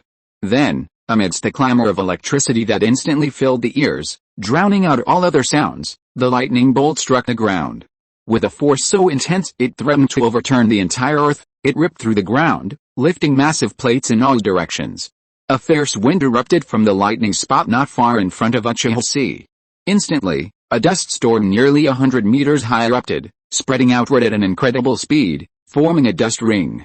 Facing the incoming dust ring, Uchiha Chi opened his Sharingan and scanned the dust, searching for the third Hokage within the sandstorm. However, a moment later, his brow furrowed slightly, his gaze fixed on the dust that was spreading across him. It was dust mixed with some kind of powder. The Sharingan revealed that the powder was a dark yellow, resembling fine fluff, somewhat resembling the scales of a butterfly's wings. Each particle of this powder contained a special kind of chakra. This chakra was capable of effectively disrupting vision. Even the three Magatama Sharingan would be affected to some degree. Furthermore, it appeared to be poisonous. What the hell is this? Uchiha Chi frowned after inhaling a bit of dust and feeling a slight numbness in his chest. He subconsciously raised Susanoo around him. No matter what, using Susanoo to protect himself and isolate and ward off such things was the right thing to do. However, at this moment, a long-lost sense of crisis suddenly exploded in Uchiha-Chi's heart. The next moment, crack, the surrounding Susanoo was directly shattered by an invisible force, breaking through its outer layer of defense. Then, a dazzling yet silent flash of lightning flashed before his eyes. Uchiha-Chi's pupils suddenly shrank, and his three Magatama spun wildly. In a split second, he discerned that what appeared before him was a finger. It was the hellish thrust, one-handed hand, wrapped in lightning. Unlike the roar of thunder he'd heard against the third Hokage in the past, this time, Hellstab, one-handed hand, produced no sound or movement, appearing out of thin air like the flying thunder god technique. However, even though he saw and recognized it, his body couldn't keep up. For some unknown reason, the third Hokage's Hellstab's speed skyrocketed again, surpassing his body's current reaction threshold. Only by activating the Sage Stance could Uchiha keep up with this move. But Uchiha chose not to activate it. If the third Hokage's initial goal was to force out his final trump card, then this was definitely not the way to go. Putting himself in his opponent's shoes, if this attack didn't reveal it, then at least he had to exploit Uchiha-Chi's weakness, forcing him to lose some sort of trump card in the ensuing battle. So, what was Uchiha-Chi's apparent weakness? Undoubtedly, it was his heart. Until now, every opponent who knew Uchiha-Chi's intelligence had always prioritized destroying the thorny heart within his chest, capable of unleashing his powerful fire release. His racing thoughts and battle instincts orchestrated a complete plan in a fraction of a second. Uchiha raised his head fiercely, a glint of madness flashing across his eyes. The next moment, thunder bore down on him. First, the third stage Susanoo, shattered. Second, lightning release, chakra mode, shattered. Third, the half-tailed beast transformation code formed by the Eight Tails chakra, shattered. Fourth, the diamond cortex formed by earth release, earth spear, shattered. Fifth, the impact barrier formed by sage transformation, curse seal II, shattered. 5 layers of defense, shattered one after another by the third Hokage's thousands-meter run-up, inertia and gravity accelerating them to the extreme, resulting in the incredibly unusual Hellstab, one-handed hand. Until that single finger shredded all of Uchiha-Chi's defenses, slicing through the skin on his chest and splitting the ribs in front of his heart. A single finger touched his heart. The next moment, bang! A sound like the clashing of metal echoed. This surefire thrust was blocked by Uchiha-Chi's living, beating heart, preventing it from penetrating at all. Hard, what the heck is this? A hand thrust into Uchiha-Chi's chest. In that instant, the third Hokage stared at Uchiha-Chi's face, his eyes wide, a look of incomprehension on his face. However, Uchiha turned his head and glared at him fiercely. At that moment, black tentacles erupted from the incision in his chest, wrapping themselves around the third Hokage's hand that had thrust towards him. Secret technique, earthly wrath. And then, a powerful light suddenly ignited within his chest. Brighter and brighter. Damn it, what is this again? Watching this, the third Hokage felt a sense of foreboding. The hairs on his back stood on end. His instincts told him that Uchiha was using an extremely dangerous technique. At this moment, the power of the 5 elements gathered from Uchiha-Chi's heart. From this special heart, a wave of light capable of changing the color of the earth was unleashed. Earth's wrath, 5 releases, final shot. From behind Uchiha, the Susanoo, blasted and vanishing, suddenly rose from the ground. A massive palm stirred up a storm, piercing the earth and grasping the third Hokage, wrapped in lightning, from the ground. From his other hand, he drew forth a fearsome wild thunder sword from thin air. Like a chisel, he hammered down upon the third Hokage's forehead. In an instant, he won the bet, betting his own heart on it. Within a split second, he unleashed 2 devastating blows simultaneously, striking the third Hokage.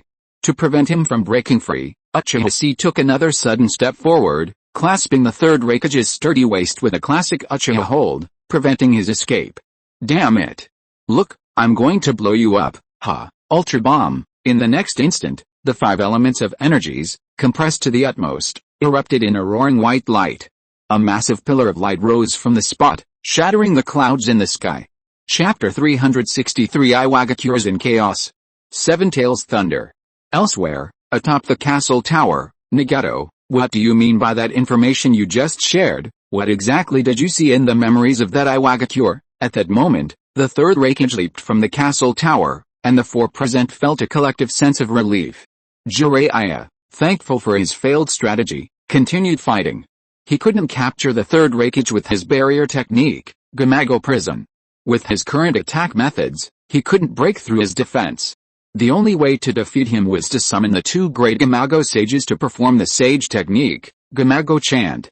However, this would require someone to help him buy time, and the cost of 3 disciples risking their lives in his fight was too much for Jiraiya. Yohiko and the other two breathed a sigh of relief. Just now, Nagato had come so close to summoning the Outer Path Demon statue. Summoning the Outer Path Demon statue would inevitably cost Nagato his life force, and exposing this trump card to the 5 great nations was unwise. Furthermore, with the third Raikage's immense speed, capable of breaking through the Shinra Tensei, unless the enemy was caught off guard and the Chakra Dragon struck directly, seizing their souls, the 3 would be left to watch helplessly as he fled. After all, the daimyo of the Land of Lightning was imprisoned, leaving them no reason to engage in a desperate battle. At this moment, hearing Yohiko's question, Nagato glanced sideways at the third Raikage leaping towards Uchiha Chi. His expression darkened, and he looked at the 3 men, 2 children and 1 adult.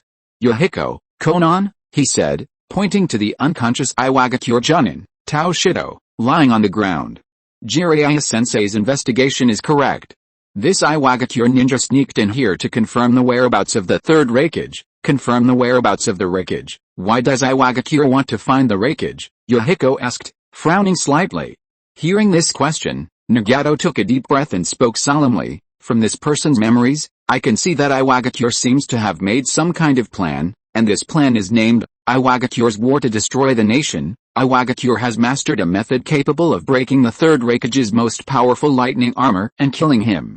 Moreover, taking advantage of Kumagakure's full vigilance against Uchiha Chi and us, Akatsuki, they have secretly mobilized tens of thousands of troops to secretly cross the sea to the Land of Lightning, including the third Tsuchika Jinoki. All the elite high-ranking members of Iwagakure have been thrown into this war. We don't know the whereabouts of the Iwagakure army at the moment, but we can be sure that the other party's purpose is to take this opportunity to completely destroy the Kumagakure village. Today, there is such a thing. Jiraiya couldn't help but be shocked when he heard the information said by Nagato. However, on second thought, he felt it made sense. It was mentioned in the intelligence Orochimaru had obtained earlier in the Kumagakure collapse plan. The Kumagakure side seemed to be planning to form an alliance with Iwagakure, and take advantage of the war between Iwagakure and Tsunagakure in Konoha to launch a sneak attack on the Iwagakure village from the rear. Both Kumagakure and Tsunagakure had long been calculating against each other, and Uchiha Chi's actions catalyzed all of this, and even allowed Iwagakure to seize such an opportunity.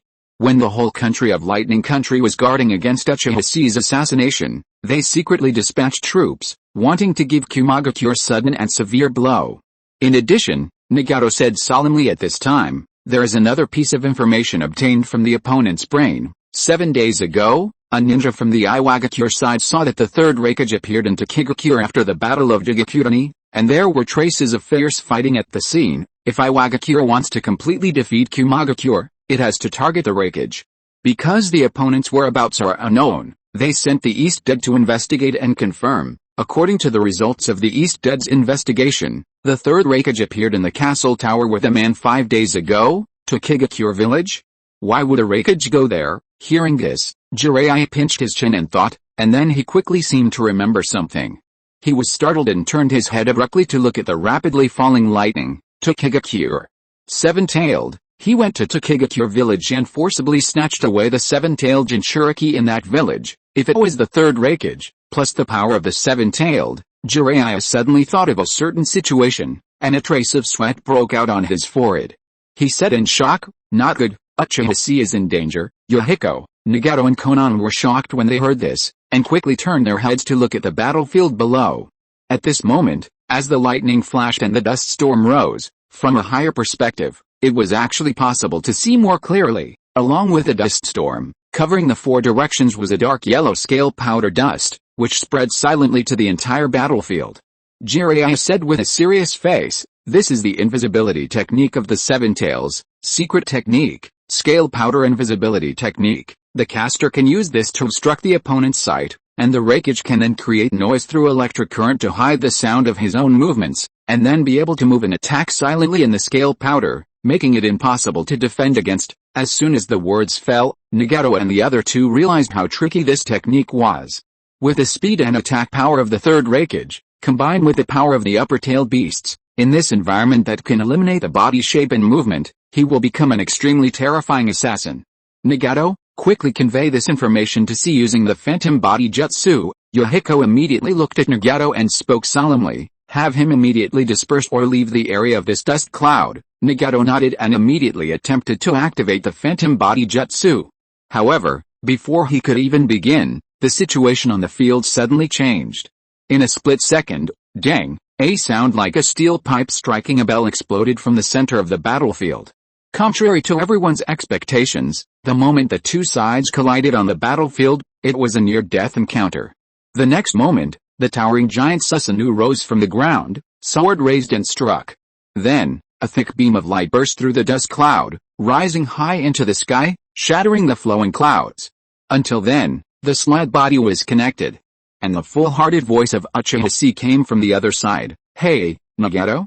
What's the matter again? And at this moment on the field, in the dust and smoke swirling around the huge pit, Uchiha Chi tore open the Akatsuki robe, revealing the strong upper body, staring at the fierce old man opposite with 7 long scarlet tails swaying in a blood-stained robe.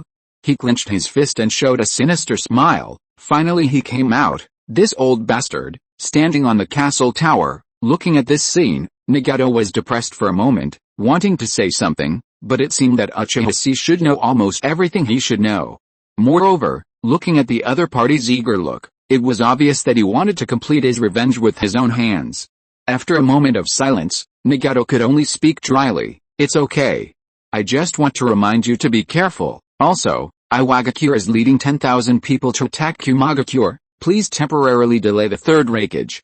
We will investigate this matter and find the main participant in this matter, the four-tails Jinchuriki of Iwagakure, Lao Shi. The child you are looking for is very likely in their hands.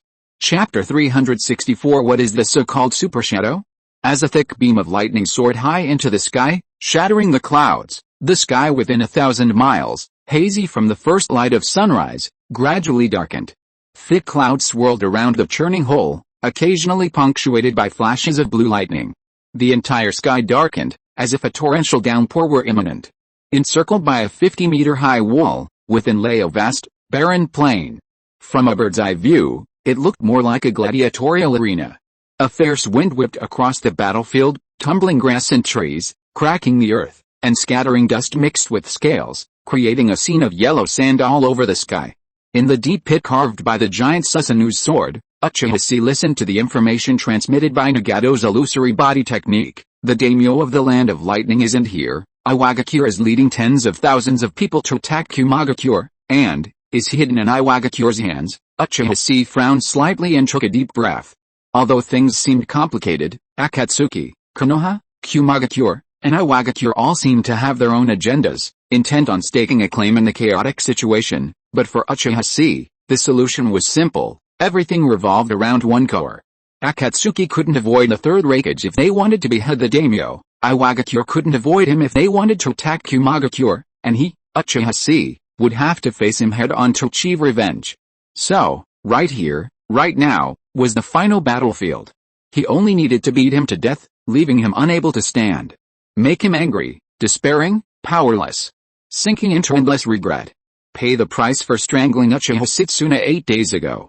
Slowly tying the torn Akatsuki robe around his waist, Uchiha Chi separated his feet, stood with his feet staggered, and tilted his head slightly, gazing gloomily at the ferocious figure across from him, swaying 7 crimson tails. The murderous intent he had suppressed deep within him since the Hell Valley now surged higher. The blazing flames of hatred at that moment transformed into a massive shadow 70 meters tall behind Uchiha Chi. Uchiha Chi. As expected, this spread is quite dangerous. These eyes, this cold chakra, and such a new power. Is that the main Gekai of Sharingan? The third Raikage sighed and exhaled a stream of white air like a silk thread. He clenched his fist slightly, looking at the huge monster that was constantly taking shape behind the young man in front of him. His mind was slightly concentrated, and his internal organs that were somewhat dislocated due to being hit by Butsu Yuhan and Chiyonu's final shot were quickly reset under the power of the tailed beast. Then, his eyes suddenly turned cold, and he shouted in a loud voice, "A mere Uchiha? Since this old man has already mastered this power, then, now, here and now, I will kill you and all your colleagues." The next moment, the third Raikage took a slight step back, his figure instantly vanishing in the scaly dust. Amidst a cacophony of electricity, resembling the cries of 1,000 birds, he transformed into a flash of lightning, too tangible to be seen with the naked eye. The 7 crimson tails swaying behind him now split into 3 pairs, swaying continuously. This was the 7 tails ability, the 7 tails wings. These half-tailed beast tails transformed into 3 pairs of wings, granting the Jinchuriki immense speed and flight. Combined with the lightning release, chakra mode, and the extreme speed granted by the Hellstab, issue one-handed hand, the combined power of these 3 propelled the third Raikage's speed far beyond anything he had ever experienced before, defying even the Mangekyou Sharingan's ability to capture him. Jiraiya's analysis was correct. In this state and environment, the third Raikage was a far more formidable assassin than even Konoha's White Fang. For a moment, Uchiha's eyes narrowed. At such breakneck speed, he could only dart his gaze left and right, trying to locate the enemy. Nothing to the left, nothing to the right, nothing behind. Then, up there, a premonition of danger made Uchiha suddenly look up. He saw a flash of lightning appear right above him, above Susanoo, nearly 100 meters in the air. And in the blink of an eye, the third Raikage, AI, disappeared from overhead once again. Before Uchiha could recover, the flash of lightning leaped to the ground at an even faster speed. As the third Raikage slammed his feet into the ground and charged, the black lightning wrapped around him instantly blasted through the surface. At a speed completely incapable of being captured by the naked eye, the black lightning penetrated the surface, exploding 3 huge rocks that rose up in all directions. During this process, AI kicked at Uchiha with his feet at a rapid speed, sending the rocks flying towards Uchiha one after another like javelins. Swish! Swish! Swish! The 3 huge rocks were caught in the black lightning and smashed directly into Susanoo's body. Bang bang bang, the unassuming black lightning spear even cracked the Susanoo Titan shell, while the shattered rock dust and the scale powder created by the 7 tails exploded across Susanoo's surface. The falling dust instantly obscured Uchiha's vision. At the same time, the spreading yellow mist of scale powder paralyzed him. Poisoned by the 7 tails and attacked from 4 directions simultaneously, how far can your flea-like intuition predict? The next moment, the third Raikage appeared behind Susanoo, and with a hellstab, one-handed skill, he instantly cut a gash on the surface of the flesh and blood Susanoo, and then rushed in. With one punch, he hit Uchiha's vest hard, who had no time to react at all. He knocked him straight out of Susanoo and flew into the air. Then, the third Raikage turned into lightning, broke through Susanoo again and jumped out, slammed the ground with his 7-tailed wings, and flew high into the sky. Since he failed to kill Uchiha after cutting through 5 layers of defense in a row, the third Raikage tried to kill him at the speed of light at an extremely fast speed, so fast that Uchiha had no time to condense the next round of defense. At this moment, AI jumped more than 30 meters high, with anger on his face. Like a flash of lightning and thunder, the hair on his forehead suddenly flew up, and his eyebrows stood up, Yi Lei Shen's angry thunder axe. With black thunder wrapped around him, he fiercely kicked down at Uchiha's face. Go to hell, little brat. However, at this moment, Uchiha, who was knocked away from behind by the third Raikage's punch, turned his head 180 degrees with a sinister smile on his face, and the vertical pupils in his pair of scarlet eyes suddenly shrank. You are the one who should die. The next moment, Uchiha, with a twisted head and back, suddenly opened his mouth and vomited out a white-scaled snake that was more than 5 meters long, which pounced on the third Raikage. Seeing this scene, the memory of the third Raikage's death instantly came to his mind, and his scalp was numb. He immediately recalled the scene in Hell Valley when Uchiha used the move of I spit snake, snake spit me, I spit sword on him, which once severely injured him. Before the white-scaled snake opened its mouth again, AI subconsciously swung out a palm, tightly strangling the bloody mouth of the white-scaled snake that was about to open, and then aimed his other hand at the side of the snake's mouth and stabbed it hard. However, the expected scene of blood splattering did not appear. Instead, this stab was like a drop in the ocean. The hand wrapped in thunder stabbed into the black wire blades arranged in the snake's mouth, which was extremely cutting. And the next moment, the earth and rocks on the ground collapsed. A giant Susanoo palm burst out of the ground, tightly grasping the third Hokage, who was in midair with nowhere to gain support and could only flap his 3 pairs of tail wings to soar upwards. Uchiha Chi, who had changed into an Uchiha uniform at some point, jumped out from the ground immediately afterwards, stepped on the giant arm of Susanoo and jumped up with a few running steps. He swung the Kusanagi sword that spewed out golden sword light, aimed at the head of the third Hokage, and slashed it with one sword. The one standing in front of me has always been a snake substitute? Did you change people during the first attack, being tightly grasped by the giant Susanoo palm that broke out of the ground? AI's pupils suddenly shrank, his brows furrowed in surprise, and he stared at Uchiha Chi, who was chopping at him with a blank face and holding the sword in both hands. Damn it, this is the only way. The third Hokage's face suddenly darkened, and the scarlet-tailed beast coat on his body surged, covering his head. At this moment, he completely entered the half-tailed beast mode. A thing like a tentacle spike quietly condensed on his head. Then, AI suddenly swung his head and slammed into Susanoo's giant palm.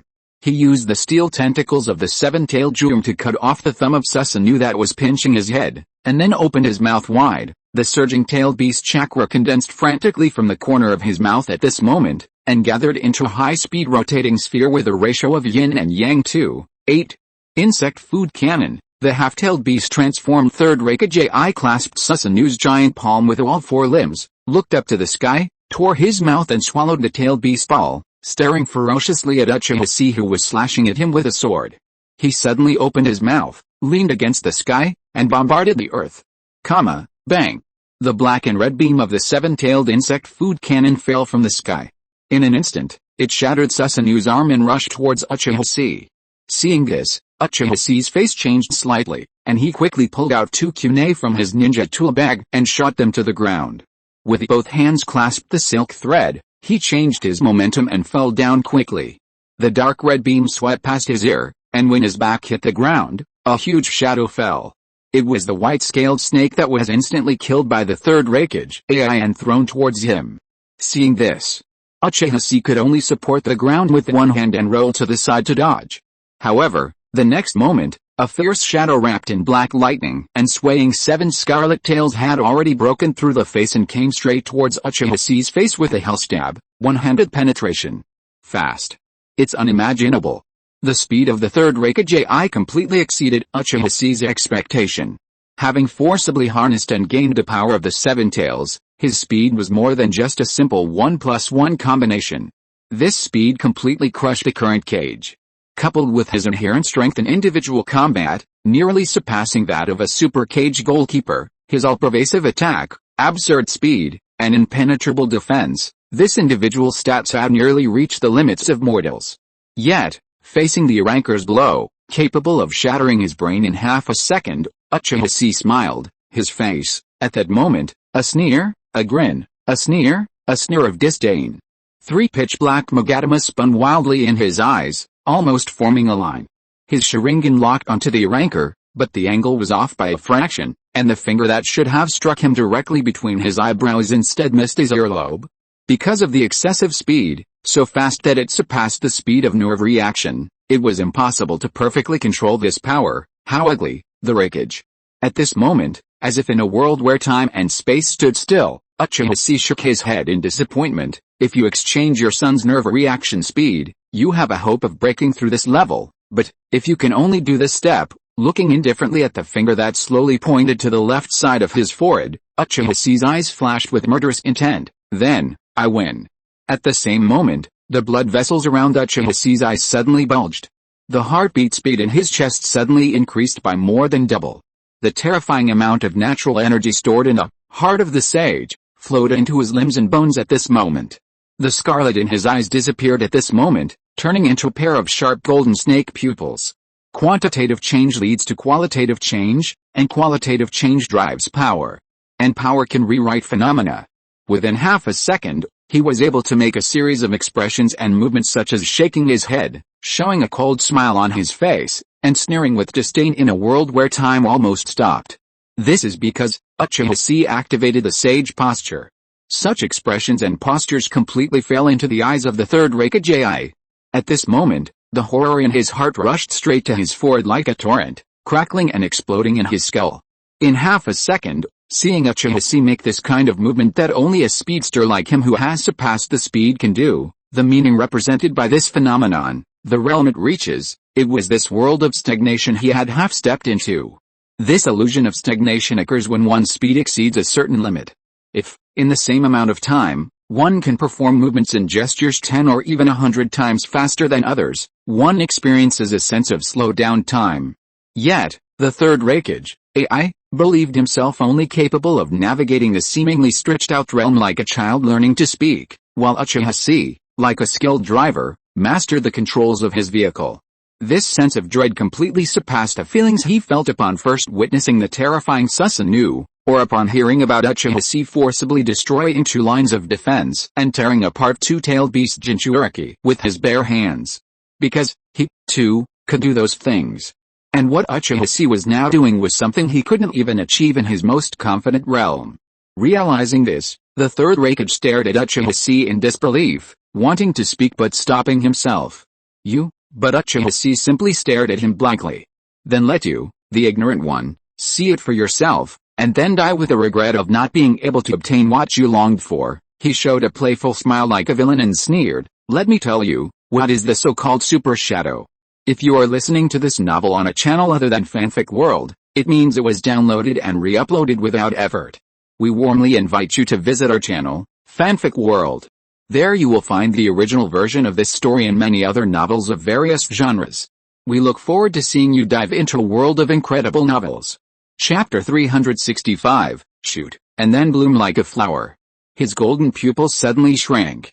Before the dark lightning converged into a single point and pierced the incoming finger, Uchiha Chi dodged the fatal blow with his right forehead, using the smallest and fastest movement. With a single foot twisting the ground, a massive penetrating force instantly crushed the ground within a 5-meter radius, penetrating 8 meters deep. With this transferred force, he swiftly lashed out with his other leg, striking directly at the third Hokage's strongest lightning armor. Bang!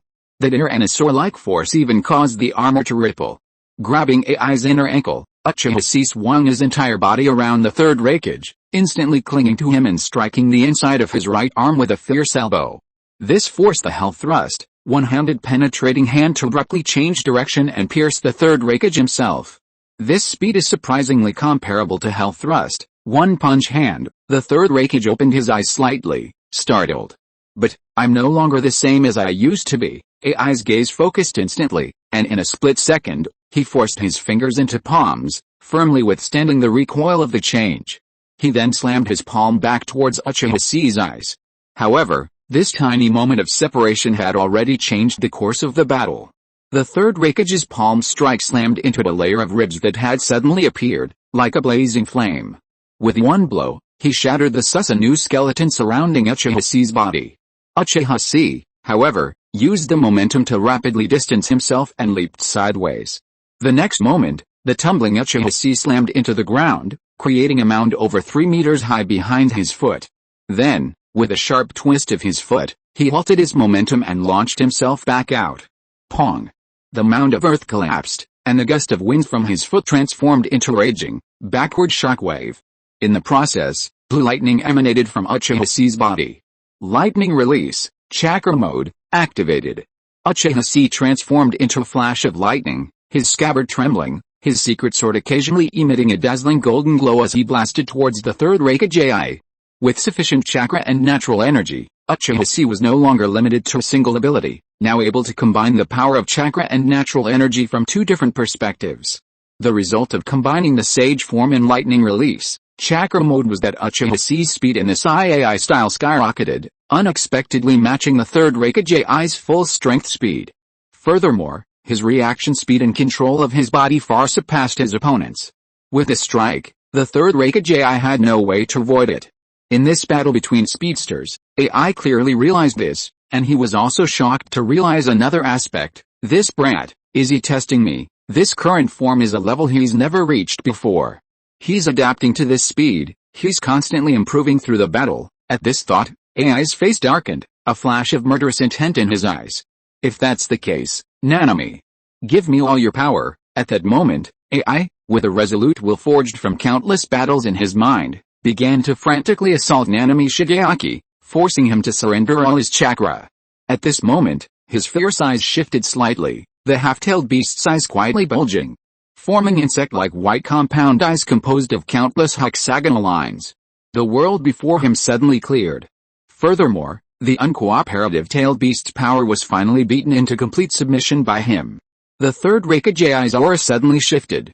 At this moment, Uchiha Chi spun and leaped, unsheathing his sword.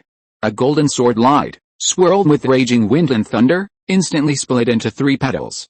In his sage form, lightning chakra mode, and secret sword swallow return, he combined pure force and pure skill, thrusting forth a supersonic, vacuum-shaking blade capable of cleaving through lightning armor. The tip of the sword slashed at a speed that instantly surpassed hypersonic speed, emitting a dull roar.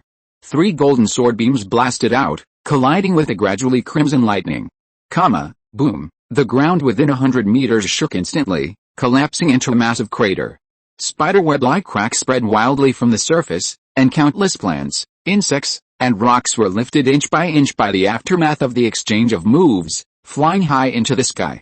At the moment of stalemate between dazzling golden light and crimson thunder, Uchiha Chi suddenly raised his head, a fierce look flashing in his eyes. 3 pitch-black Magatama twirled faintly within his golden pupils. The ground beside the third Raikage's feet shattered, and a Susanoo giant, formed of flesh and blood, rose from the ground, clutching a giant thunder sword. The 18-meter-long thunder sword was swung into a club and fiercely smashed down on the third Raikage's forehead. Bang! Bang! Bang! The third Raikage was smashed into the ground by the giant thunder club. The next moment, an even more ferocious aura erupted from the earth. A figure, bleeding from all 7 orifices, leaped from the pit and swooped down towards Uchiha Chi with a ferocious look on its face. The 7th tail of the half-tailed beast wrapped around the third Raikage's arm, partially transforming into an indestructible tentacle over 20 meters long, swirling with black lightning. That was the 7 tails' terrifying attack, capable of knocking even a living Uchiha Madara back. Hell's Hand, Tentacle Strike. Uchiha Chi didn't even flinch, instead swooping down with a wild laugh. In the process, he struck his heart, sending blazing flames coursing through his body, suddenly activating fire style, chakra mode. Grasping the sacred Kusanagi sword, he began to frantically pour natural energy and vast quantities of chakra into it, forming a 40-meter-long, condensed, flowing flame giant sword. Ninjutsu, Senjutsu, natural energy, and tailed beast chakra, the hurricane water vortex sword, the slaying greatsword, flame wind dance, the supersonic shock vacuum blade. These diverse powers gradually merged within the sage form, causing the divine light in Uchiha Chi's eyes to shine brighter. He became increasingly familiar with this form, able to continuously integrate everything he had learned. Ultimately, he realized the greatest flaw granted to him by his gift of heart steel. Relying on the constantly accumulating power, quantitative change ultimately drove qualitative change. In an instant, dark crimson lightning collided with a dazzling array of lightsabers. In the next instant, 2 beams of light shot out, colliding once more. A fierce burst of light converged on a single point, then blossomed like a flower. A raging wind erupted, overturning everything. Every clash between the 2 sides destroyed everything within 100 meters. The earth sank, roared, and trembled. In just 5 minutes, they had penetrated 10,000 meters, sweeping across the city from north to south. The over 600-meter-high rock pillar supporting the castle tower in the center was pierced and collapsed in the aftermath of the clash. From a bird's-eye view, the entire city seemed to have sprouted a sea of empty flowers, filled with a sense of death. Chapter 366, Heaven Sent Blood. The country is coming. As the 2 fierce and ferocious figures engaged in a frenzied battle, Jiraiya, after the Kumagakure and Abi duo had left the castle tower to defend themselves, deliberately created a disturbance to escape, infiltrating the intelligence unit built into the rock pillars and the castle tower to gather intelligence. Another individual, taking this opportunity, quietly departed the delegation. Meanwhile, a young man wearing an Iwagakure forward protector and a purple monk's robe emerged from beneath the ruins of the 50-meter wall. He gazed at the 2 figures that instantly shot out, colliding relentlessly, crushing the earth into dust as the battle receded. Finally, he breathed a sigh of relief, a deep look of fear on his face. Even after the two terrifying figures had been sent flying thousands of meters away, Old Purple still felt a lingering fear. He touched his numb back, which had been drenched in cold sweat without him realizing it. Those two guys are monsters. All of them, especially the brat. If he'd unleashed that kind of power last time, I never would have been able to feign death and escape under his nose, if it weren't for the deal he'd made with Tsunagakure before coming here, where he'd obtained a poison from Chihayo that could cause someone to fake death. He wouldn't have been able to hide safely here, given the Sharingan and Uchiha Chi's exceptionally strong perception. In the original manga, Chihayo was quite skilled at feigning death. To illustrate this, the TV series had her feign death to trick Kankuro during the Fourth Shinobi World War. Chihayo herself said it was just some old woman's bad taste, but Old Z's eyes flickered, settling on a pile of rubble that had crumbled from the earth. There, Uchiha Chi had violently swung his giant sword with Susanoo, smashing it into the third Raikage's head, hammering it into the ground like a nail. This violent, blunt blow, penetrating the strongest lightning release armor, instantly caused the third Raikage to bleed from all 7 orifices, sustaining damage bordering on a critical hit. Inevitably, his opponent's blood spilled on the spot. Old Z stared at the pool of blood on the pile of stones. He took 2 steps forward and pulled out a pre-prepared test tube from his bosom. He sealed the remaining blood within. He even dug out the blood-stained soil surrounding it, sealing both within a scroll. It's worth it that I tried so hard to lurk so close and paid such a high price. Looking at the scroll in his hand, a deep hatred flashed in Lao Zi's eyes, and a crazy smile appeared on his face. The final fruit is, it will eventually destroy this country. On the other side, on top of the castle tower, it can be confirmed that Iwagakure, under the leadership of the third Tsuchika Jinoki, has hidden an army of 10,000 people in the territory of the Land of Lightning. Moreover, they want to launch a war against the currently chaotic Kumagakure on the fate of the country, one battle, and completely sweep the Land of Lightning off the table of the ninja world. For this reason, they sent a large number of ninjas to Kumoming City in the name of the daimyo to provide assistance.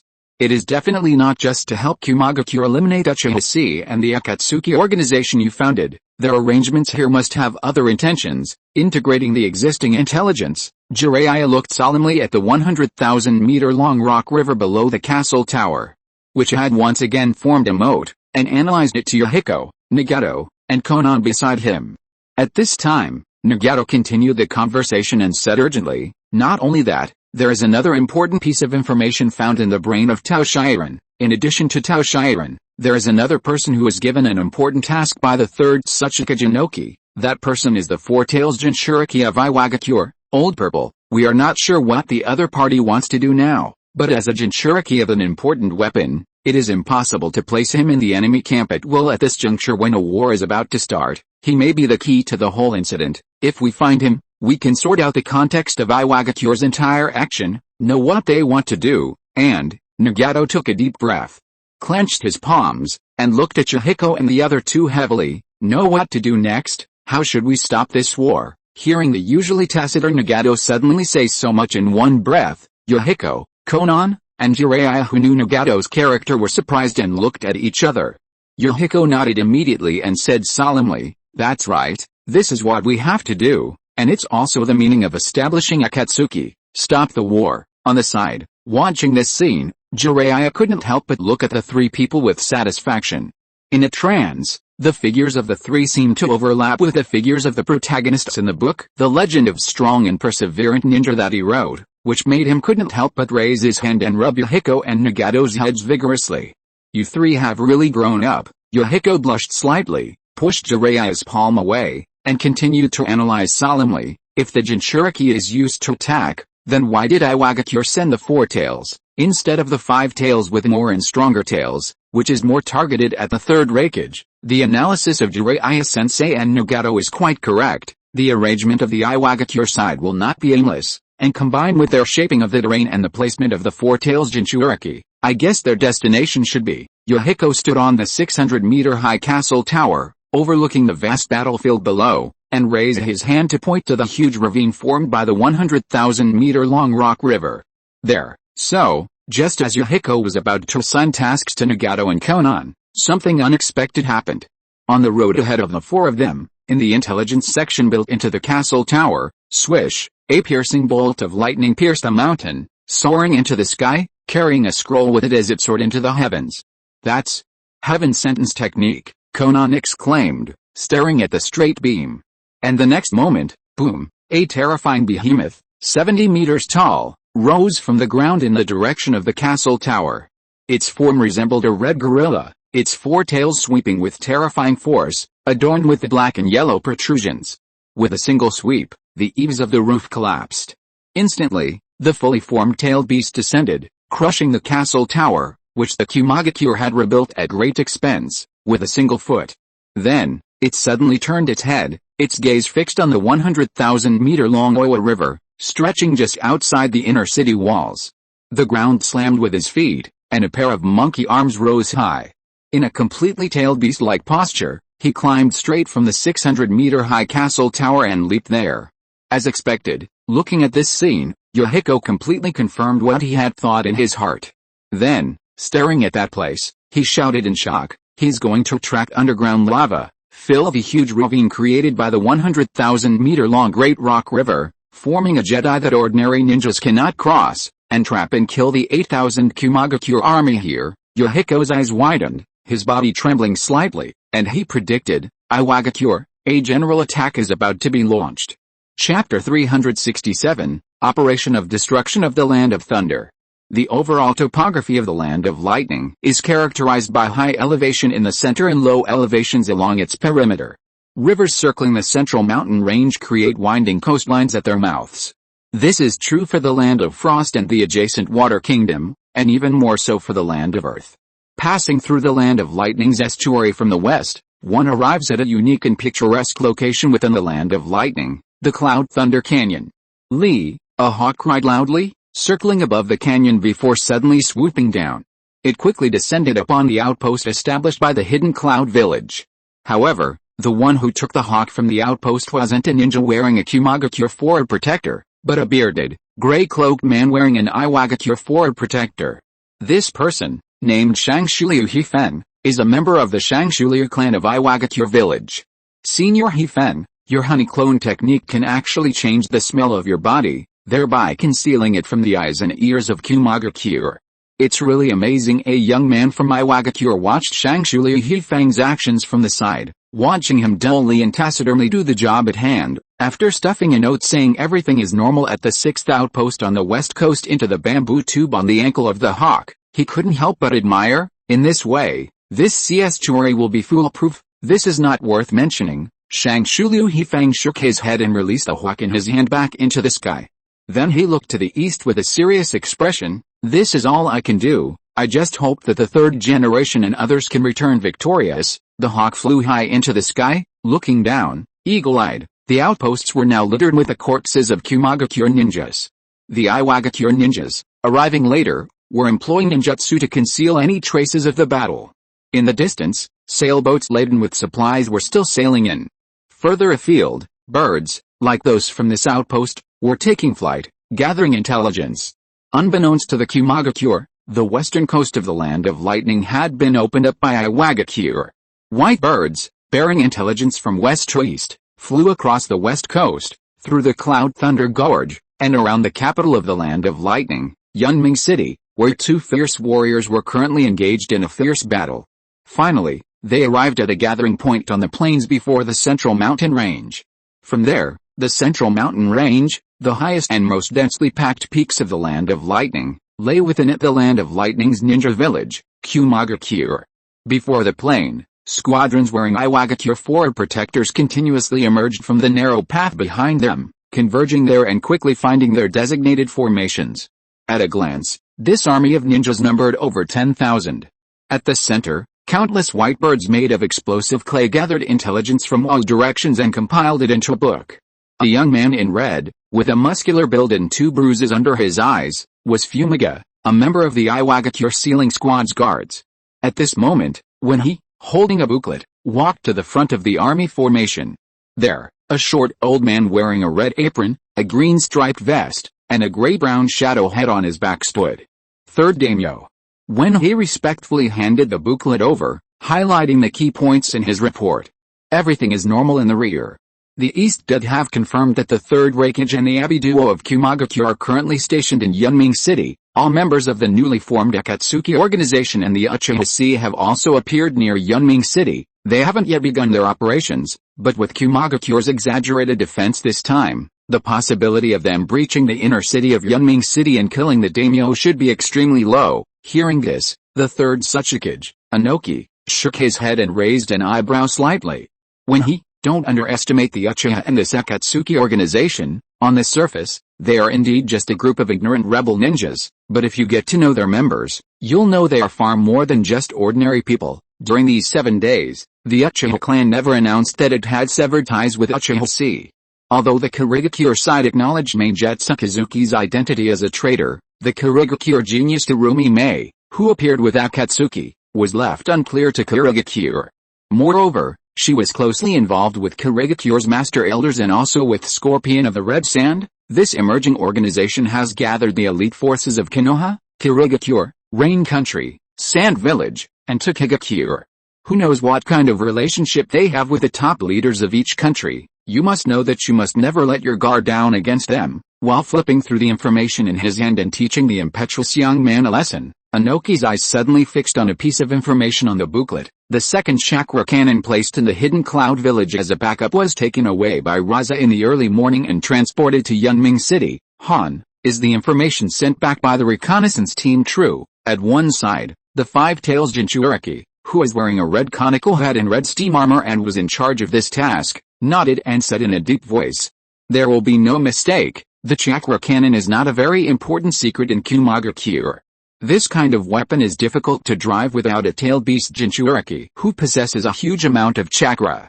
If it is forced to drive, it will be like the last time Orochimaru led Kumagakure to collapse the Kumagakure, instantly draining the chakra of nearly 100 ninjas, causing a large number of casualties in Kumagakure. To be precise, this is just a technology that is still under research. Kumagakure only allocates routine funds every year and does not attach much importance to it.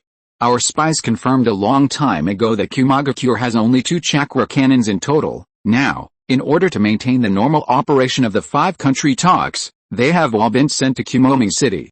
After all, their only Jinchuriki is there. Very good. Inoki narrowed his eyes when he heard this and glanced at the towering central mountains of the Land of Lightning in front of him. The final work has been completed. Then, next the Land of Lightning destruction operation. Inoki took a deep breath, pointed forward, and shouted in a deep voice, "Combat begin!" With his words, ouch, tens of thousands of Iwagakure troops responded with a chorus of shouts, responding to the order. They divided into 6 squadron-sized groups, each heading towards the Kumagakure village within the central mountain range of the Land of Lightning. The entire operation to destroy the Land of Lightning consisted of 4 parts. The first involved a lightning-fast invasion of the Land of Lightning, seizing the western estuary and concealing the power of esoteric clans like the upper water flow clan from the eyes and ears of the Kumagakure. The second involved Iwagakure troops, pre-placed in Kumoming City under the guise of the daimyo, unleashing a 100,000-meter-long Great Rock River. Finally, the 4-tails Jinchuriki, Old Purple, achieved full-tailed beast transformation. Using the power of the 4 tails, he stirred the earth's fire, drawing forth lava that filled the 100,000-meter-long Great Rock River, trapping over 3,000 elite Kumagakure troops within Kumoming City. Using Kumoming City as a prison, he divided the Kumagakure army and slowed down their arrival. As for the third part, the 10,000-strong army will be dispersed into small teams from the sea estuary to sneak into the central mountains of the Land of Thunder, passing through the Cloud Thunder Canyon, bypassing Yunming City, and arriving at the assembly point on the plain in front of the central mountains. Finally, a surprise attack will be launched on the Cloud-hidden village in the central mountains. All troops, listen to the order after invading the Cloud-hidden village. Use the advantage of numbers to form a 3-to-1 siege. The main goal is to eliminate the living defense forces in the Cloud-hidden village. Focus on destroying the training ground, the ninja school, the ninja hospital, and the key points on the mountain connected to the Raikage building, and surround and attack the reinforcements. The third Tsuchikage Inoki suddenly leaped into the sky. He stood above the 10,000-strong army, waved his palm, and shouted angrily, "Kill!" Chapter 368 Transformation, Human-Shaped Tailed Beast Mode. A heavy gasp suddenly echoed from the devastated land. With a flash of lightning, A massive figure clad in the tattered coat of a tailed beast smashed through the southern encampment and tumbled out. Sand, wood, and burning cloth rained down on the ground. The third Hokage, AI, panting heavily, his face smeared with blood, suddenly looked up. Seeing the figure descend from the sky, wielding a multicolored giant sword, he leaped forward once more. Boom, the ground collapsed, and wildfires spread. As the battle dragged on, the opponent's tactics escalated. From the initial blast of the fire-release chakra mode, which AI could still withstand, to the supersonic shockwave vacuum blade capable of piercing lightning-release armor, and then, finally, the terrifyingly heavy multicolored sword, a fusion of 5 different chakra attributes, which was completely incomprehensible. A single strike of the sword, with its devastating force, shattered the strongest lightning armor and the Seven Tails outer garment, leaving the third Hokage utterly stunned and forced to dodge. Fortunately, the combined technique, seemingly incorporating the Iwagakure's super aggravated rock technique, inevitably slowed Uchiha's speed, allowing the third Hokage to catch his breath and dodge. From the initial evenly matched match, the third Hokage could only stall for time as Uchiha's increasingly powerful tactics escalated. He can't sustain this explosive amplification state for long, the third Hokage was certain of this. He had been silently counting the time since Uchiha's outburst, and judging by the weakness he'd exposed during the previous battle at Yunming City, he estimated that this state would last less than a minute. It's almost 5 minutes now. AI's heart raced, his breath heavy as he stared intently at the swooping Uchiha. He checked on him at each half-minute mark, checking in on him. But as the seconds ticked by, the third Hokage's heart sank. He couldn't understand why that little sea imp seemed to have no limits, growing more energetic with each fight, becoming more and more accustomed to his breakneck speed. From Hell Valley to now, a mere 8 days had passed. In those 8 days, the imp's strength had skyrocketed, like a rocket. By now, AI was beginning to struggle to understand him. This scene reminded him of his youth, when he'd stood in a corner, gazing at the god of ninja and the Shura of the ninja world. Huff, huff, the elderly Hokage panted heavily, a trace of resentment welling up in his heart. Damn it, but he had to admit that Uchiha's power now surpassed his own, and he was becoming increasingly overwhelmed by the opponent's increasingly fierce attacks. If he held out for a minute at most, he would be crushed by this onslaught. Hold on for another minute, I bet that the brat's condition will end in this minute, and then I'll seize the opportunity and kill him, otherwise, I'll have no choice but to abandon this city, abandon my daimyo, and surrender to the Uchiha clan. After all, he and Uchiha were only enemies in terms of position, there was no irreconcilable hatred between them. A new Uchiha Madara had reappeared in this world. But now there was no Hashirama Senju to counterbalance him. So, what direction would the world's course take? AI, the third Hokage, who had survived from the Warring States period to the present, knew better than anyone. At this stage, conventional numbers were no longer enough to stop an enemy of this level. If you were defeated here, the Land of Lightning and Kumagakure would have no means of restraining Uchiha. If that were the case, it would be better to go with the flow and give in to the red-eyed man's will. Once his remaining energy was exhausted and he fell into civil strife, he could seize the opportunity and rise up. Carrying the responsibility of the entire village, for all his descendants and brothers, AI, despite his reluctance and the knowledge that his son was most likely in danger, had to make a rational decision. At this moment, a multicolored sword of light descended from the sky with a fierce blow. With the immense strength and explosive power granted by his sage form, he grasped the 5 elements reversal greatsword, a technique only Setsuna could lift, with his bare hands. Feeling the immense power within him growing more and more familiar and reaching perfection, Uchiha's eyes suddenly darkened. Like a fusion of water and milk, he integrated all his strength, and the final form of his form was slowly activated. However, at that moment, the beating heart of fire within his chest suddenly stopped, like a fire suddenly extinguished, winter suddenly arriving. The immense natural energy stored within the sage's heart was completely exhausted in that moment, and the power of the sage's form drained from his body like a tide. Uchiha suddenly fell from mid-air, like a kite with a broken string, unable to lift the immense gravity of the 5 elements reversing greatsword in his hand. Now, upon seeing this, the third Hokage's eyes flashed with a fierce gleam. His muscles tensed, pouring the last of the power he had squeezed from the 7 tails into his body. In the next instant, he crushed the ground with his feet and leaped backward. A menacing dark crimson robe fluttered from his body, and his 7 tails pierced the ground with a thunderous thud. Like bowstrings, the stretched tails stretched the third Hokage AI to their limit. Boom! The speed of the blast instantly broke the speed of sound, exploding into a sonic boom. AI raised a finger, and black lightning exploded from his body. He aimed it at Uchiha Chi's crown, shooting out like a bolt of lightning. Hell thrust, one-handed piercing hand. AI stared intently at Uchiha Chi, who had finally broken free from his explosive state and was falling, a scowl filled with murderous intent. Die, you evil Uchiha brat, but the next moment, his expression suddenly froze. Uchiha Chi plummeted to the ground, his foot shattering the ground and sending up a cloud of dust. His eyes, once red, briefly transformed into a pair of vertical golden pupils. The natural energy within 100,000 meters radius, which had already gathered when he manipulated the barrier, poured into his body like a dragon sucking water, reawakening his sage form. Finally not running away, Hokage, Uchiha Chi stared at the charging third Hokage, his gaze darkening as he glared at him fiercely.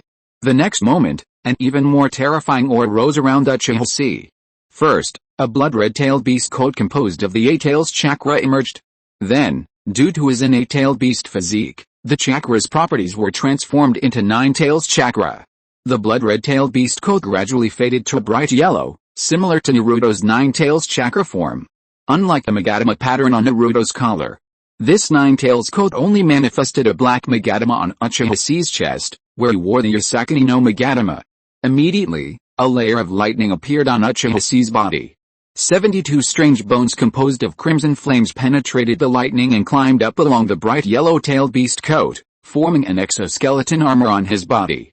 And these weren't the bones of the Susanoo Titan, but rather blood dragon bones summoned by these mutated Sharingan, granting them even more ferocious and brutal capabilities. Combining the second sage form with the nine-tailed beast coat, the ringing Susanoo dragon bones, and the lightning release chakra mode, the resulting form, Thunder Armor Dragon Bone Sage Fox form, Uchiha Chi tentatively called it, Humanoid-Tailed Beast Mode. Chapter 369, The Mighty Susanoo. Difficulties for Heaven and Man. Raising his palm, he creaked the keels on the backs of his fingers, his hands, and even his arms, clacking and moving. Feeling the power within him gradually rising to its peak, Uchiha Chi took a deep breath and raised his head. A layer of sage purple eyeshadow gradually covered his eyes, and his dazzling golden pupils instantly flashed with two cold rays. Facing the third Hokage's all-out, stabbing hellstab, one-handed hand, he didn't even flinch. A brilliant flash of lightning surged from his palm, and in an instant, he unleashed the same hellstab as the third Hokage. He closed his fingers, clenched his right fist, and his fist suddenly erupted with intense light, transforming into a small sun flashing with thunder and flame. Fist against finger. Rolling his foot and rising, his straight punch instantly crushed the air, arriving first, swirling with twisted air. Crack! The moment his fists and fingers connected, the third Hokage's fingers snapped 90 degrees, his entire arm slumping downward. With one punch, he pierced through the black lightning, shattering the third Hokage's lightning armor. He crushed the opponent's twisted right arm and hammered straight into the third Hokage's face. Bang! The air shrieked and exploded, the earth shook and rumbled. Instantly, the third Hokage, at a speed even faster than when he came, shot out like a cannonball. Ugh, what kind of power is this? He tore a nearly 100-meter-long gully through the ground, sending dust and debris flying. AI's eyes widened in shock, and he tumbled madly across the ground, finally stopping the force of his backward flight. He violently vomited a mouthful of blood, trembling to his feet. With a hint of horror, he looked across at the young man clad in dragon bone armor, a layer of bright yellow lining that danced like flames. He couldn't even withstand a single punch. In the distance, Uchiha Chi, having released his pent-up energy, exhaled a sigh of relief. The power of hatred granted by the nine-tails chakra mode, the unparalleled strength granted by the sage form, the physical activation granted by the lightning release chakra mode, the terrifying external force granted by Susanoo's dragon bone form, and the burning spiritual power extracted from his immortal body by the fire release chakra mode. At this moment, within 5 minutes, Uchiha Chi forcibly superimposed his power to that of the Nine Tails, donning the power suit Susanoo, during the battle at the Valley of the End. The difference was that Uchiha Chi possessed no Nine Tails, only its chakra. Therefore, he used Susanoo as armor to clad himself in the Nine Tails outer garment. He enhanced the Susanoo's dragon bones with the strongest lightning armor, granting it a defensive power comparable to that of a fully formed Susanoo. He used his sage form to complement the Ninetales' violence, granting it a power even more violent than the true Ninetales. This created an alternative form, human form power suit Susanoo. This power truly surpassed that of the Cage, a supremely powerful form known as the Difficult Beast. Now that Uchiha Chi was wielding this violence in human form, he could no longer describe it as a beast. Therefore, then, this form's nickname is Heavenly Difficulty, and moves I couldn't perform before, I can now fully master. With this thought, Uchiha Chi suddenly raised his eyes, glaring fiercely at the third Hokage, AI, who looked stunned and shocked. He couldn't help but recall the despair he had witnessed when he fell from Hell Valley. He recalled a little old man who had treated him more dearly than his own grandson, how he lost his wings in midair, fell like a hawk, and then was grabbed by the throat by the third Hokage. At this moment, the long-suppressed anger, despair, and powerlessness finally burned wildly in his heart. Then, as Uchiha Chi raised his palm, it transformed into a raging flame that soared into the sky. Hokage, you've got to have some fun with me. Uchiha Chi bared his teeth, roaring word for word, I want you to suffer a fate worse than death. Completely unaware of the twisted, hideous, and terrifying expression now etched upon his face, Uchiha Chi felt his nostrils and mouth suffocating like smoke, his brain swollen with blood, ready to explode. Veins connected his ferociously erect, brilliant golden pupils. 3 pitch-black magadamas spun wildly within his eyes. Flames soaring into the sky converged and concentrated at this moment. With a Kusanergy sword, the all-embracing sword, at its core, they combined the 5 elements reversal greatsword, the sage's form, the sage's heart, natural energy, the Ninetales chakra, the earth's wrath, the hell's hand, and even the power of the mutated Sharingan, all poured into the sword. Concentrating all its power, it transformed into a white-hot, destructive, and radiating violent aftermath. 100-meter long, incandescent giant sword. Immortal technique, glorious greatsword, the pressure of 8 million guns, clad in a bright yellow shirt adorned with the Uchiha clan crest, his blood-red dragon bone gleaming with lightning, and his brilliant blazing sun Sharingan glaring, Uchiha Chi stared at the dazed and bewildered third Hokage, whose eyes had begun to flicker and he looked somewhat bewildered. He fiercely shouted, this sword strike, I offer to the great elder. Suddenly, with the words falling, Uchiha Chi's figure vanished, leaving behind an afterimage shimmering with sparks and lightning. He swooped down across the battlefield, dragging his 100-meter-long incandescent greatsword backward. In an instant, he was right in front of the third Hokage. Upon hearing these words, the third Hokage, whose right arm was broken, suddenly had his dazed pupils shrinking, almost condensing into a needle. He was completely convinced that Uchiha Chi, at this moment, was no match for him. In his previous state, Uchiha Chi had already worn him down, forcing him to flee in disarray. Even more so, in this current form, his aura and might were terrifying beyond measure. What astonished the third Hokage even more was this brat had repeatedly wreaked havoc on their land of lightning, all to avenge that indestructible old man. But that old man wasn't dead either? Damn it, you destroyed my country's capital, killed 2 of our village's tailed beast Jinchuriki, beat my son to pulp, and slaughtered countless elite Kumagakure warriors along the way, all just to avenge that old man who was still alive and kicking within the Uchiha clan? Are you kidding me? He wasn't dead either. At that moment, the third Hokage's heart was nearly overflowing with grievance. At the same time, he immediately realized that the information Uchiha Chi knew was incomplete and the actual situation he knew was far from complete. Perhaps someone had deliberately concealed the true situation, leading this brat to launch a frenzied, insane revenge attack on Kumagakure. And the culprit behind all this, the third Hokage, AI, was a frenzy of thoughts racing through his mind. At the same time, his scalp tingled, his hands and feet chilled as he gazed upon the 100-meter-long, incandescent sword that suddenly barreled toward him. The 7-tailed Shigeaki in his inner world also sent him a frantic warning of danger.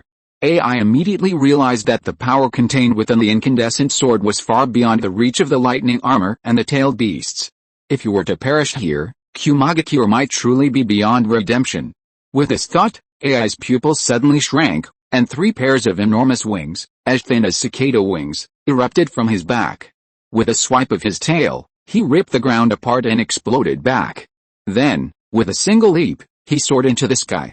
At this moment, his only remaining hope of survival, And the weakness of Uchiha Chi in this form was his inability to fly. Chapter 370 You deserve to die under the Uchiha sword. Watching the third Raikage leap into the air in an instant, then vanish into a tiny black dot at the end of his sight, Uchiha Chi's eyes flashed with cold light as he stared fiercely at the soaring third Raikage AI. As the third Raikage of the hidden cloud village, he lived up to his name. Unlike the third Tsuchikage, who could perform dust release, he lacked powerful ranged attacks. Even if he did, they would be completely incapable of penetrating the Dragon Bone Susanoo armor that now covered Uchiha Chi. To penetrate the Dragon Bone armor and the Tailed Beast coat, he could only engage it head-on with a hell thrust, just as he had just done. With a broken arm, the third Raikage AI only had one chance to inflict damage on Uchiha Chi. Yet, at this moment, AI Wei chose to soar into the sky, which could only mean that, facing Uchiha Chi, whose heart defenses couldn't be penetrated even with a single finger, and whose other acupuncture points would instantly heal him, he had lost the will to fight. He'd given up. He'd wanted to escape, to try to find some room for détente. In his heart, he'd already acknowledged defeat. But for Uchiha Chi, this was utterly intolerable. You killed my family, and you actually want to run, Raikage. His blood was boiling. Hatred gnawed at his heart like a swarm of locusts, gnawing at his heart. Uchiha Chi's expression grew even more ferocious. The hand gripping the incandescent greatsword crackled, whistling. In his eyes, three pitch-black Magatama whirled wildly, connecting interline. The pent-up rage, now freed from the restraint of Zero Tail, erupted at this moment. Just one final blow was needed to elevate those eyes. Uchiha Chi's face was filled with rage, his teeth grinding with a clattering sound. He held the blazing white greatsword in his hands and suddenly twisted it. The greatsword, infused with countless ninjutsu, silently transformed at that moment. A ball of fire swelled from the hilt, shooting down along the blade, a line of blazing white fire extending from the tip. Then, boom, a deafening roar erupted, and a wave of fire crashed into the ground, transforming into a ring of explosive fire that instantly spread out over 100 meters. The immense force propelled Uchiha Chi soaring into the sky. He resembled the witch on a broom, the only difference being that Uchiha Chi's was riding more like a rocket. The bright line of fire instantly shot straight into the sky, rapidly compressing the distance between the two sides. 300 meters, 200 meters, 100 meters, 80 meters, 50 meters, and finally 10 meters. So fast, the third Raikage AI, who was flying backwards, was shocked when he saw this scene. At this moment, Uchiha Chi flew into the sky at a speed even faster than the speed of the seven-tailed Juning, who flapped his wings until smoke came out.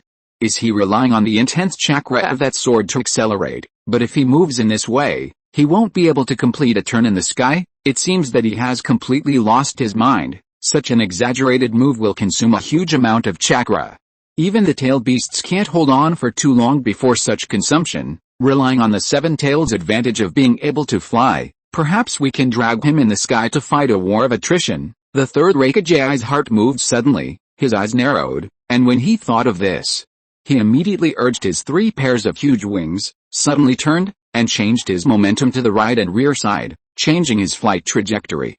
However, contrary to the third Raikage's expectations, despite the intense desire to chop his opponent into pieces, crush him to dust, and then throw him to Kakashi, Uchiha Chi remained sane. His keen instincts for combat enabled him to think calmly even in the most extreme circumstances. The illuminating greatsword, 8 million God's pressure was the culmination of all Uchiha Chi's techniques. In other words, every move he had ever performed or imagined was contained within this single sword. The force that propelled him to the heavens was the combined ninjutsu, hurricane flame dance, a fusion of fire style, heart fire blade and wind style, vacuum blade. Compared to the immense effort the third Raikage had imagined, this technique's cost to Uchiha Chi was minimal. Furthermore, the ability to change direction mid-air and fight freely was something Uchiha Chi had already calculated. At that moment, as the third Raikage suddenly turned, attempting to shake off the onrushing Uchiha Chi mid-air, Uchiha Chi sneered fiercely. He dragged the incandescent greatsword backwards, swung it in a circle, slicing a vertical ring of fire through the sky. Then, he swung the incandescent greatsword backwards as if nothing was in his hand. The next moment, a blade of energy instantly burst forth from the sword, igniting the compressed, accumulated air before it. After the blade left the sword, it began to expand wildly, growing larger and longer, a 40-meter-long crescent-shaped blazing white sword energy. Instantly, it appeared between heaven and earth. Uchiha style, halo dance, sword leaping flame. This method of soaring through the air like a bird, Uchiha Chi had long mastered. Boom, the sword energy surged out, slicing through the earth. Uchiha Chi also swiftly pivoted in a fraction of a second, relying on the crescent-shaped sword energy released by Jian Yuan to surge even faster. His figure, trailing a blazing white light, instantly pierced the clouds, hurtling towards the blood-red cavern of thunder. At that moment, both sides stood aloft in the blue sky, the sun shining brightly. Yet, the third Hokage, Ai, felt a chill run through his body. He stared wide-eyed at Uchiha Chi, who had sprinted within 100 meters of him, and exclaimed in shock, "How is this possible? How is this impossible?" In response, Uchiha Chi roared, resounding through the clouds from afar, "Hokage, you've lost!" His silhouette shone against a rising sun from the east. Uchiha Chi leaped high from the clouds, grasping the incandescent great sword in both hands and swinging it overhead. His furious gaze, like two sharp swords, locked onto the third Hokage, Ai. Blazing flame sword, reaching the heavens. Like a brilliant sword of justice rising from the sun. "And then, you deserve to die by the sword of the Uchiha clan." Uchiha Chi raised his sword high, his voice rising as he roared, "Uchiha style, dance of the sun's halo." The incandescent sword slashed down, carrying with it twisted air, turbulent currents, and the radiant light of the sun behind it. The sword pierced through the air. Even the drifting clouds in the sky were split in two. It chopped straight down onto the head of the third Hokage, Age, who crossed his arms. Boom, like a swooping light cannon, or a giant blade falling from the sky. Hundreds of meters of sword energy, suppressing the flickering blood-red thunder, shot down like a cannonball, piercing through the earth. The entire audience was silent. Chapter 371, The Wailing of the Sackcloth-Clad Man and the Hokage kneeling on the ground begging for death. A bolt of lightning shot down from the sky, piercing the clouds like thunder, shaking the earth and sweeping up a cloud of dust.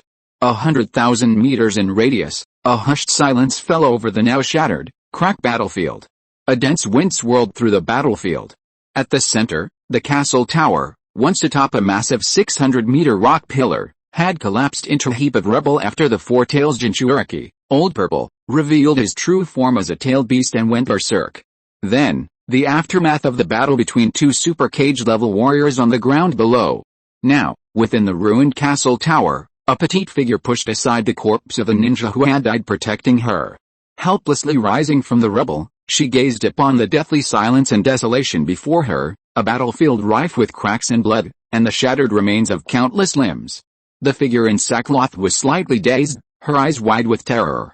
Four-tailed, her memory lingered on the recent moment, when a monk disguised as a Kumagakure monk tricked her into using the heaven sentence technique to pass on information, and then suddenly revealed the true form of the tailed beast Jinchuriki. She couldn't recover for a long time. Suddenly, as if recalling something, she shuddered, her deep blue eyes widening. Her lips, teeth, and even her face trembled. Village, Iwagakure attacked with all their might, bypassing Yunming City and heading straight for the village in the central mountain range. And I personally delivered the information about Yunming City, the Hokage-sama, and Uchiha Chi's blood to Iwagakure using the heaven sentence technique. I'm the sinner. She recalled the frantic expression on the Iwagakure four-tailed Jinchuriki, Lao Shi, after his success, and his frantic manner as he revealed the truth. Then she thought of herself as the one who had sounded the clarion call for Iwagakure to attack their homeland. Mabuai couldn't help but hold the ground tightly with both hands, her whole body shaking wildly. Big tears of almost despair slipped out of her eyes and fell to the ground. Her voice gradually became hoarse. "Why, it's not me who died." She stared blankly at the still warm corpse beside her. That was the Cloud Ninja Afu, who died to protect himself when the true form of the tailed beast appeared. The last words the other party said to her seemed to still echo in her ears. "Mabuai, if it were you, you could do it. You can't die here. You still have to become the best secretary of Lord Hokage and lead the Cloud Village to prosperity. Now, the only one who can save the Cloud Village." The reliable voice that was full of energy just now, as if it could withstand the collapse of the sky, now drifted away with the wind, leaving only a tattered corpse that could never respond to the sound of the girl's crying. "The village is about to be destroyed by Iwagakure. the war in Yunming City will collapse completely, and even Lord Raikage cannot defeat that Uchiha. The expression on Mabuai's face gradually began to become numb and desperate, like a mouse that was forced into a corner with nowhere to escape. He could only wail and tremble, looking in vain at the deadly battlefield, shedding tears and screaming sadly, "What should I do? What should I do? What should I do?" The battlefield echoed with the girl's almost desperate wail. At this moment, as if in response to the girl's prayer, a heavy gasp that was extremely weak and on the verge of death sounded from a huge pit not far away. "It's Mabuai," the third Raikage's weak voice echoed from the pit. "Come here." Hearing this familiar, reliable, and age-old voice, Mabuai froze. Like a drowning man grasping at a last straw, he wiped his tears, clutched his briefcase, and scrambled towards the voice. What he saw left him frozen in place. The old man, who had previously seemed like a formidable figure, seemingly savage from the wilderness, now lay covered in wounds, his bones broken, his head sunken, his eyes vacant. He looked like a man who had been run over by a steamroller dozens of times, a man no longer resembling a human. Yet, despite enduring unbearable pain, he clung to his last breath, as if some unfulfilled wish was holding him fast. "Mabuai, I heard everything." He turned his head with difficulty and stared at Mabuai with his blurred, cracked, and bloodshot eyes. Like a dying beast, he said ferociously, "You, just use the heaven-sending technique to send me over. I will do my duty and protect this village until the last moment. I will hold back the Iwagakure." Looking at this tragic scene and hearing this resolute tone, at this moment, Mabuai felt as if he was struck by a thunderbolt on the head. No, the thread of all events was so clearly arranged in Mabuai's mind. The reason why Iwagakure's four-tails Jinchuriki, lousy, didn't kill him was because he tricked her into using the heaven-sending technique to transmit the scroll containing the third Raikage's blood to Iwagakure. And there was also the undead evildoers who had caused chaos in Yunming City some time ago, and the kind of curse they had cast that could ignore defenses and directly exchange lives for lives. The reason why the Iwagakure side spared her life was to allow her to teleport the third Raikage who had fought with the Uchiha Cicada and was believed by the other side to be both injured, and then execute him. All the events connected together made Mabuai even more desperate, and even his voice began to tremble. "Lord Raikage, you can't go there. There is a dead end, Iwagakure. Iwagakure has prepared the evil god cult's curse. It will teleport you there with this sky-sending technique, and you will be killed." As if trying to make the third Raikage give up this idea, Mabuai burst into tears in despair and grief. Tears rolled out of his eyes in strings. He lowered his head sadly and muttered dully as if accepting his fate, "Kumagakure. Kumagakure is finished." "No." The third Raikage shook his head and wanted to raise his hand to touch Mabuai's head as if to comfort him, but he found that both his hands had been cut off by Uchiha's sword, leaving only half of his arm. He was stunned for a moment, then took a deep breath and said in a deep voice, "Mabuai, send me there. This is the only way to save Kumagakure. Listen, after sending me away, you will lead the Cloud Village to surrender to the Uchiha immediately." However, at this moment, before the third Raikage could finish his words, a series of heavy footsteps sounded, startling the sackcloth man in looking up. At this moment, Uchiha Chi, who had taken off his new dragon bones and tailed beast outer clothes, and was wearing a Uchiha high collar shirt and a jade of the Son of Heaven on his chest, walked slowly with an indifferent face, holding a Kusanagi sword that was condensed with incandescent flames in his hand. Step by step, he walked heavily like a ruthless executioner. Uchiha Chi, seeing this demon, his hands stained with the blood of Kumagakure ninjas, Mabuai's face suddenly changed. He stood up, stretched out his arms to block the third Raikage, and swallowed tremblingly. "You, don't come over here." Upon hearing this, Uchiha Chi's expression remained unchanged. He simply raised his sword and slashed straight at Mabuai's neck. He had killed so many people since this morning that the loss of life had become a habit, leaving him numb. He had gradually lost his reverence for the weight of life. Who is this woman before him? She looked like a female character from the original story? It didn't matter. Kill her. Kill all who stood in the way of revenge. After all, it was you, Kumagakure, who started it. Who in this world did I offend? Why was she crying?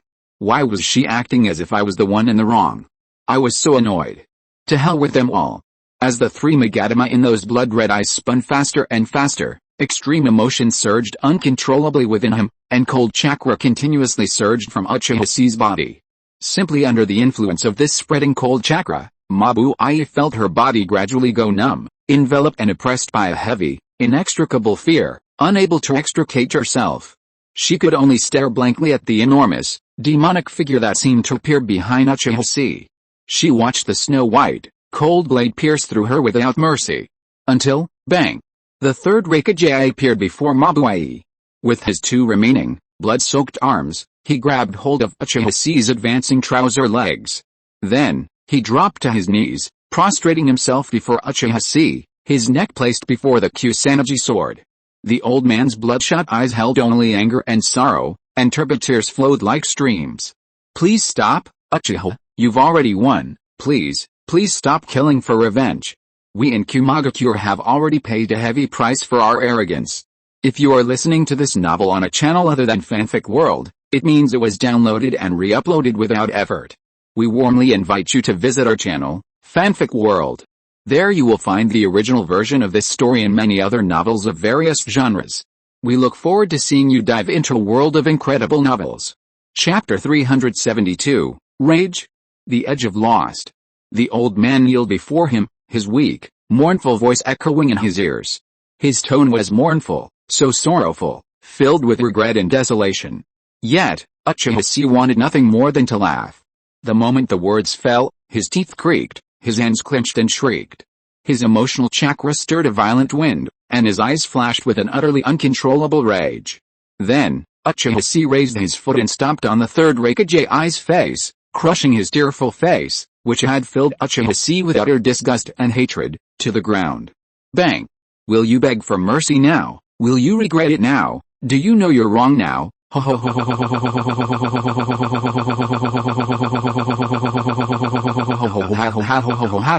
Uchiha Chi couldn't help but throw his head back and laugh wildly. His laughter was mocking, sarcastic, and almost choking.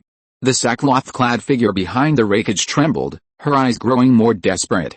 She could feel the madness, coldness, and fury emanating from Uchiha Chi growing stronger. In this state, even if Uchiha Chi killed every human in Yunming City in a rage, she would even think it was natural. Then, his eyes suddenly darkened, and he drew his Kusanagi sword with his backhand, aimed it at the third Hokage's brow, and struck it down fiercely. But, it's too late, however, facing Uchiha Chi's furious sword, the third Hokage seemed to have accepted this outcome from the bottom of his heart. His face was calm, and although there was still resentment in his eyes, he watched the sword tip fall with extraordinary calmness. It was almost a final moment of his life. After browsing his life like a cursory glance, he suddenly opened his eyes wide and roared at Uchiha Chi with an extremely certain tone, "Yes, I am begging for mercy, I am regretting it, but, Uchiha Chi, the only thing I am not wrong about is this." Swish! The sword tip stopped at the third Hokage's eyebrows.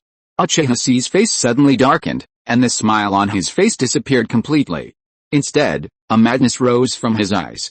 Silently, the three Magatama in his eyes connected into a circle, linking the pupils. A huge amount of natural energy flowed into the eyes along the meridians that suddenly emerged around the eyes, and merged with a pupil power that was now wildly increasing, turning the entire golden pupil into pitch black. Then, a circle of golden wheels lit up from the irises, and from the center of the golden wheels, twisted and wanton patterns spread out, like twisted petals stretching out from the mud. The suppressed despair and anger almost broke out of the eye sockets. "Yes, you are right. For the sake of the village, you designed an ambush for Uchiha Setsuna and colluded with the Blood Pond clan to seize Hell Valley. For the sake of the village, you sent out your Jinchuriki to attack me and the reinforcements from Konoha. For the sake of the village, you came to Hell Valley with a great force to clear the way for the army to flatten the land of fire. For the sake of the village, now, of course, you can shamelessly beg for mercy from me, but in fact, you still have some luck in your heart. You are still fantasizing that after surrendering to me, Kumagakure will be able to make a comeback one day. From your point of view, all your decisions are extremely correct, but, am I the one who is wrong?" Uchiha Chi stared at the third Hokage. The despair and rage in his eyes almost overflowing from his eyes, and a line of blood and tears flowed down his jaw from his eyes. "In this world, I just want the people I care about to live well. Even if I die, it doesn't matter, but why? Why? You want to kill that old man. You stand on your righteousness with a clear conscience, But everything I cherish deserves to be buried by the will of this world. If killing each other for revenge is the underlying rule of this world, then in the final analysis, this world is problematic. So, you are not wrong, and I am even less wrong. The strange kaleidoscope patterns in Uchiha Chi's eyes became deeper and deeper, and the patterns spreading out from them were like strange tentacles, becoming more and more ferocious, strange, and dark. Even the chakra in his entire body gradually changed towards an extremely cold direction. As Saklathi trembled more and more and his legs became weaker, Uchiha Chi's eyes sank completely into darkness, and he shouted ferociously, "Since the rules of the world are like this, then I will overturn all of this and create a..." However, before Uchiha Chi could finish his words, Uchiha Setsuna is not dead. The third Hokage, who was being stepped on the face by Uchiha Chi and crushed hard with his feet, suddenly spoke. With a slightly humiliated expression on his face, he interrupted him with a heavy breath. He was still alive. That night in Hell Valley, when I was about to break his neck, Namikaze Minato arrived and rescued Uchiha Setsuna. The whole plan collapsed, and I had to evacuate Hell Valley with Killer B. Huh? Hearing what the third Hokage said, Uchiha Chi was stunned and blinked. The strange pattern spreading in his eyes suddenly shrank into his pupils. He stared at the third Hokage in disbelief, and he stood there as if he had been struck by lightning. "You said, what, Uchiha?" After saying this, the third Hokage just gasped for breath and refused to speak. Just like in the original story, after being defeated by Uzumaki Naruto with a trick, the third Hokage, who was resurrected by the impure world reincarnation, was so ashamed that he collapsed on the spot. This man was an arrogant person who always adhered to the concept of taking action instead of talking nonsense. Now, he almost lowered his old face and knelt down to beg for mercy from Uchiha Chi, and admitted his defeat at this moment. This kind of shame was something that I found more difficult to accept than death. But as Uchiha Chi said, for the sake of the village, I was willing to accept even such a humiliation. Uchiha Chi, you win. Union accepts all compensation for all defeats and is willing to submit to Uchiha. At this point, for people like me, it doesn't matter what kind of judgment we accept, but, cough cough, before that, I only ask one thing of you. I vomited mouthfuls of blood, and with difficulty pulled his head out from under Uchiha Chi's feet, propped his neck against the Kusanagi sword in Uchiha Chi's hand, and knelt in front of Uchiha Chi again. Then, the old man bowed deeply and kowtowed to the ground. Union is leading an army of 10,000 people to launch a war that will devastate the country, and is about to raid the village in the rear. His vicissitudes of life were full of sadness, his face twitching in pain, as if his heart was stabbed, and his eyes were filled with despair. Please allow me to die in the war with Union. Chapter 373, The Lost Wanderer. Just as you risked everything to save Uchiha Setsuna, willing to fight an entire nation for revenge, the old man burst into tears, finally letting go of all his pride in that moment. Like a gladiator begging for death, he bowed his head and pleaded with his most hated enemy, "Please allow me to save my family." A bolt of lightning shot up from the ground, streaking across the sky, trailing a long trail of white light before vanishing like a meteor into a massive hole in the sky ripped apart by the mighty force. The blazing sun finally broke through the mountain tops, filtering through the window in the sky that had torn the clouds apart, casting its glow across the mountainous fields. The battle in which one man had brought down an entire nation had finally come to an end. The cool morning breeze caressed the earth, sweeping across the vast, devastated battlefield. Only Uchiha Chi sat alone on the ruins, gazing into the distance, lost in thought. Your talent, 3 Magnet Sharingan, cursed, sage form, has undergone a strange transformation due to intense emotional fluctuations. Your 3 Magnet Sharingan is evolving towards a unique, unprecedented Mangekyo path. Note, your combat instincts do not protect you from the damage to your sanity caused by the Mangekyo Sharingan while not in combat. The Mangekyo Sharingan's evolutionary path was interrupted by an unexpected event, but a Dojutsu derived from the Mangekyo Sharingan from that evolutionary path has been preserved. Mangekyo Dojutsu, Fast Susanoo, right eye. Dissatisfaction with the rules of the world has led you to believe that this world is at fault. This has given rise to an extreme desire to correct it, hoping to create a new world where those you cherish will never die and where they can live in peace. When the Mangekyo Sharingan blooms, every action is a reflection of your heart.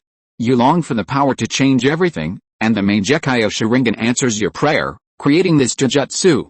Susanoo, according to the Kajiki, Susanoo sought food from the grain goddess Daigetsuheim. Daijitsuhime extracted food from various orifices of her body, but Susanoo, believing she was feeding him filth, became enraged and killed the goddess. Mangekyo Jutsu effect, to be discovered. Note, using Mangekyo Jutsu carries the risk of irreversible blindness. Boom. You just defeated the third Hokage. You gain a random skill, lightning release, Black Thunder, mastery. Your mastery of lightning release is already very advanced, allowing you to explore more lightning release techniques. Your heart steel level has increased. A long line of subtitles flashed before his eyes, but Uchiha wasn't in the mood to read them. Combat abilities, instantly etched into his mind and muscles by the power of all martial arts mastery, where no need to worry too much.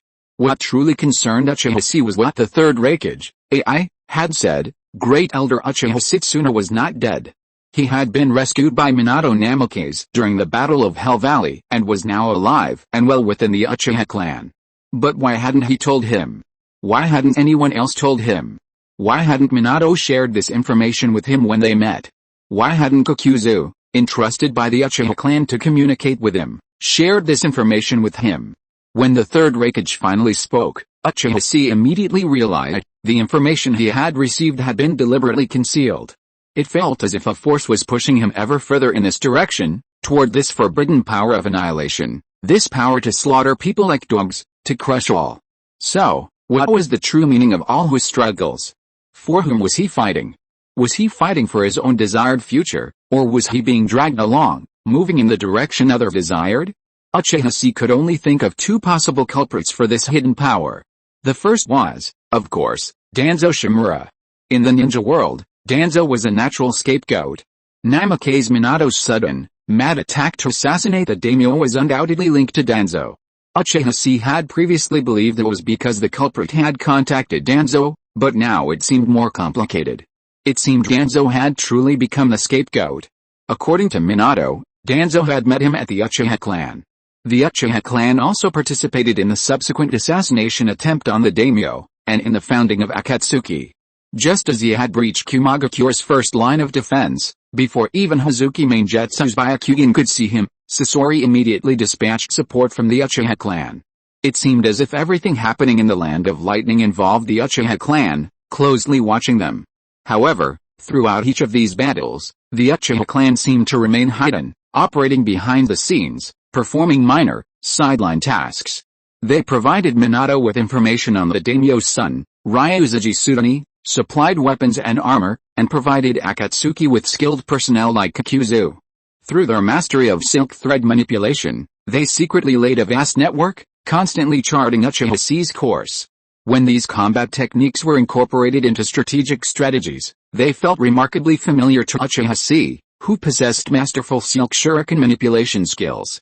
While he admitted his intelligence wasn't particularly high, the facts before him forced Uchiha to admit it.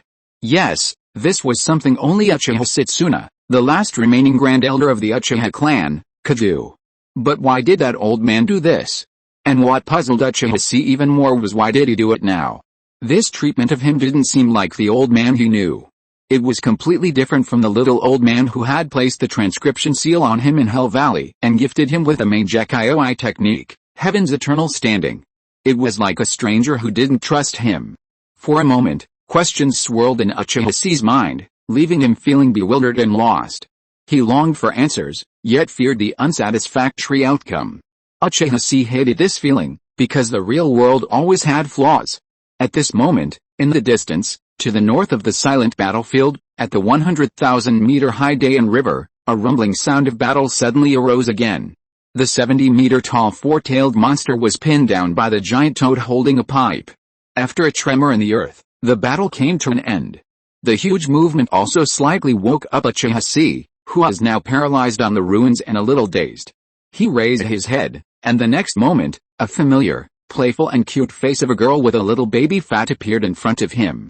The sunlight from the rising sun passed through her tassels and eyes, and fell on Uchiha, who had a tangled face. Terumi glared at him unhappily and grabbed his hand angrily. What are you waiting for? Let's go. Have you forgotten? We still have to go save Hidden. Chapter 374, The Colosseum rises in front of the hidden cloud village. The first streak of sky-high white light, rising from Yunming City, suddenly pierced the clouds, soaring across countless kilometers before finally landing on the assembly area on the plains in front of the central mountains of the Land of Lightning. Tsukikage-sama, urgent information. Having discerned that the scroll inscribed with Iwagakure's special code had been delivered to the intelligence squad via the Heaven Sentence technique, Fumui, acting as deputy, quickly ran towards the central army, clutching the scroll and finding the third Tsukikage, Inoki, floating in midair. By this time, the Iwagakure army had reached the entrance to the central mountains of the Land of Lightning, poised to enter the mountains and attack the hidden village of Lightning, nestled among the hills. The army, with flags flying, was entwined like a long dragon in front of the central mountain range where the hidden cloud village was located. The third Tsukikage floated in midair, and to his left was the five-tails Jinchuriki clad in steam armor. In front of him was an army of 10,000 people, consisting of the absolute core of the hidden cloud demolition unit, the assault unit, and the tactical diversion unit. All around him were elite hidden cloud genin such as Huagwang, Sumashi, and the explosive style Kari, who was proficient in explosive release. They had all the tactics they needed, including main attack, diversion, flank support, terrain modification, and trapping. Han, who was standing in front of the simple position of the central army and guarding the third Tsukikage Inoki closely, looked at the scroll and when his hand who was running over with a little surprise. Is this the information passed back by Laozi? Why was it not passed on by the members of the demolition team hiding in Yunming City, but was transmitted by the Shinsung Jutsu of Union? The demolition team of Iwagakure masters the special secret technique of making detonating clay. At the same time, the flying birds they make are also widely used to transmit information to the Iwagakure troops. They are famous for their safety and the fact that no secrets will be leaked. Before chapter 514 of the original manga, the official description of exploding clay was always a secret technique, not a bloodline. After chapter 514, it was changed to Dieter's explosive release. Here, we take half of each, and this technique still exists as a secret technique, with certain tactical value, but without the tremendous power displayed by Dieter. According to the original plan, intelligence on Yunming City should have been transmitted by members of the Demolition Corps. But now, Laozi, the four-tails Jinchuriki, has risked contacting Iwagakure using this enemy-related, more dangerous, but faster method. Something must have happened. At this moment, Inoki, the cage, also realized this, his expression suddenly becoming solemn. He quickly took the scroll and unfolded it. On the scroll, there were only 2 lines of abbreviated code that only the Iwagakure leaders could understand. The Raikage has become the seven-tails Jinchuriki, battle with the Uchiha. Both sides are evenly matched. At the end of the scroll, sealed within the word blood were 2 test tubes of blood. Looking at the scroll in his hand, the third Tsukikage Inoki took a deep breath. As the third cage of a ninja village, he was well aware of the strength and formidable nature of each village's cage. None of the third cages of the 5 kingdoms, wind, fire, earth, thunder, and water, could be easily defeated in a one-on-one duel. Of these, the Raikage proved the most formidable. The other cages employed unique ninjutsu, using bloodlines that surpassed their Kekkei Genkai to eliminate dust release. They could at least suppress it, if not defeat it. But the Raikage, a pure stat monster, relied on his unrivaled ninjutsu speed. His slow, long charge dust release made it extremely difficult to hit his opponent. Inoki could only bridge the gap by relying on his aerial advantage with a light and heavy rock jutsu, ultimately trading blows for power. And now, the Raikage had become the seven-tails Jinchuriki. The seven tails could fly. This alone completely broke the previous situation of mutual restraint. It also meant that the Raikage now possessed the ability to penetrate the enemy's formation and assassinate him, with a high probability of success. Judging from his strength on paper alone, the Raikage in this form surpassed all other cages, reaching another realm. Even more unsettling for Inoki was, this Uchiha brat has actually become a match for this Raikage. The thought of this made Inoki's face darken. As if touching some unspeakable scar, he instantly recalled that night 40 years ago, that man who also bore the Uchiha surname, and the despairing words that had emanated from his lips, "So you still want to dance, but our dancing skills are vastly different." Before those eyes, young Inoki was defeated without a fight, briefly losing the will of the rock, inherited from the first Tsukikage. This reality dawned on him, leaving him trembling and helpless. But now, things are different. Inoki took a deep breath, floating in midair, and withdrew 2 test tubes from the scroll. They were the blood of Uchiha Chi, who had shed blood when the Raikage pierced his chest with a hell thrust. And the blood of the third Raikage, who had lashed out at the Raikage with a thunder great sword. Inoki expressionlessly poured 2 portions of blood into a small vial, each distinct due to its different blood types. "Bunho, give this to that brat." With a wave of his hand, Inoki tossed the scroll and the vial of blood to his side. According to the intelligence, that secretary girl from Kumagakure should be able to perform the heaven-sending technique once more, but Inoki turned his head expressionlessly, gazing coldly at the front of the army, at the Kumagakure village, already faintly visible amidst the mountains. It doesn't matter who's coming. At that moment, a flock of birds, startled by the gathering crowd, soared high in the sky. The dark clouds of war gathered over the plains and mountains, and an indescribable oppression permeated the heavens and the earth. Until, boom, thunder roared. A pale flash of lightning streaked across the sky and swooped down. A wild and barbaric aura spread like a wave. Enshrouded in the scarlet-colored coat of the tailed beasts, a ferocious figure, 7 tails swaying, appeared alone before the gates of Kumagakure. The hunched yet savage figure gasped violently, his arms severed at the elbows, his body covered in scars like those from the blows of knives, axes, and dump trucks. A crimson liquid, either the coat of the tailed beasts or his own blood, dripped down his face, and red steam rose from his skin. He raised his eyes, revealing the pinhole-like pupils of a beast. He locked his gaze on the third Tsuchikage, Inoki, floating in midair. Then, a roar erupted, a shockwave as powerful as a Force 8 gale, forcing the Iwagakure ninjas to cover their faces with their hands. The next moment, before the terrified gazes of the Iwagakure ninjas, the ferocious figure, 7 tails swaying, began to march forward. And then, a wave of blood. Wrapped in blood-red lightning, dragging a body that was constantly dripping with blood, the whole person turned into scarlet light and shadow, roaring and charging towards the Iwagakure army of tens of thousands. However, it seems that the Raikage has won. That brat is not Uchiha Madara after all. He looking at the 7-tailed beast that fell like thunder and swooped down wildly in an instant, Inoki breathed a sigh of relief for some reason. Looking at the third-generation Raikage AI, his eyes gradually became excited, cruel, and ferocious. In that case, come on, Raikage, let me show you the arena I built especially for you. Chapter 375, Fidoin's Wrath, Cursing Shinobi. We are a small country, and the ninjas of a small country are like the grass growing on the top of a wall. No matter which side pushes down the wall first, the first to be crushed to death must be us. No one cares about our feelings, and no one will save us. We dragged you here just because we were unwilling, but what if we are unwilling? What if we are angry? You see, all this is like fate. So, Fidon, run away, hide your abilities, go to a remote deserted island, go to a corner where no one cares, even if you go to seek refuge with your big. The hazy voice came to an abrupt end, and the stabbing kunai pierced the throat of the tearful evil god cult old man. Instead, a pair of brown vertical pupils with a kind yet tyrannical look stretched out from the darkness. It looked like a bearded man wearing a purple monk's uniform. He smiled kindly and asked like a Buddha, "Ah, what a poor little dog. Even if it barks at its master with all its might, it will only be beaten with sticks. What, do you want revenge? Do you want to lie here and wait to be beaten to death by the son of the Raikage, or?" The Buddha-like monk had a violent expression on his face, but his brows suddenly frowned, as if he was suppressing some impulse. Then, his face turned ferocious, staring at himself and shouted, "Let me give you a chance, it's your choice. Do you want to destroy this country? Do you want to break their spines with your own hands? Do you want to torture to death those guys who ignore your demands?" It seemed that he had made some kind of decision. "I want to." He was awakened by the sound of the earth shaking. He opened his eyes. The tent in front of him was lifted up.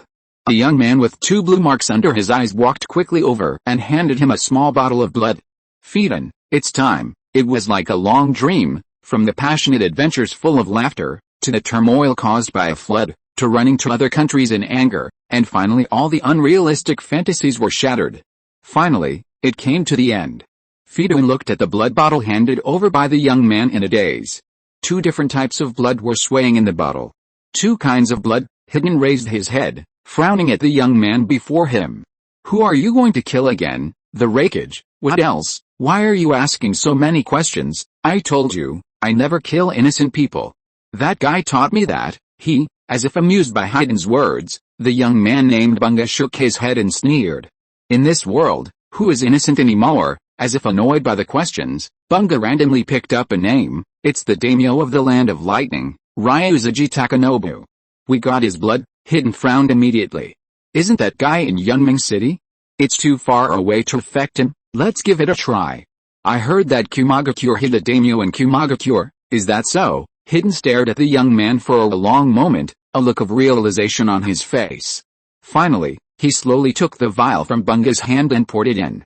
Then, panting heavily, he stepped down from the blood-stained altar, stumbling forward and opening the tent curtain.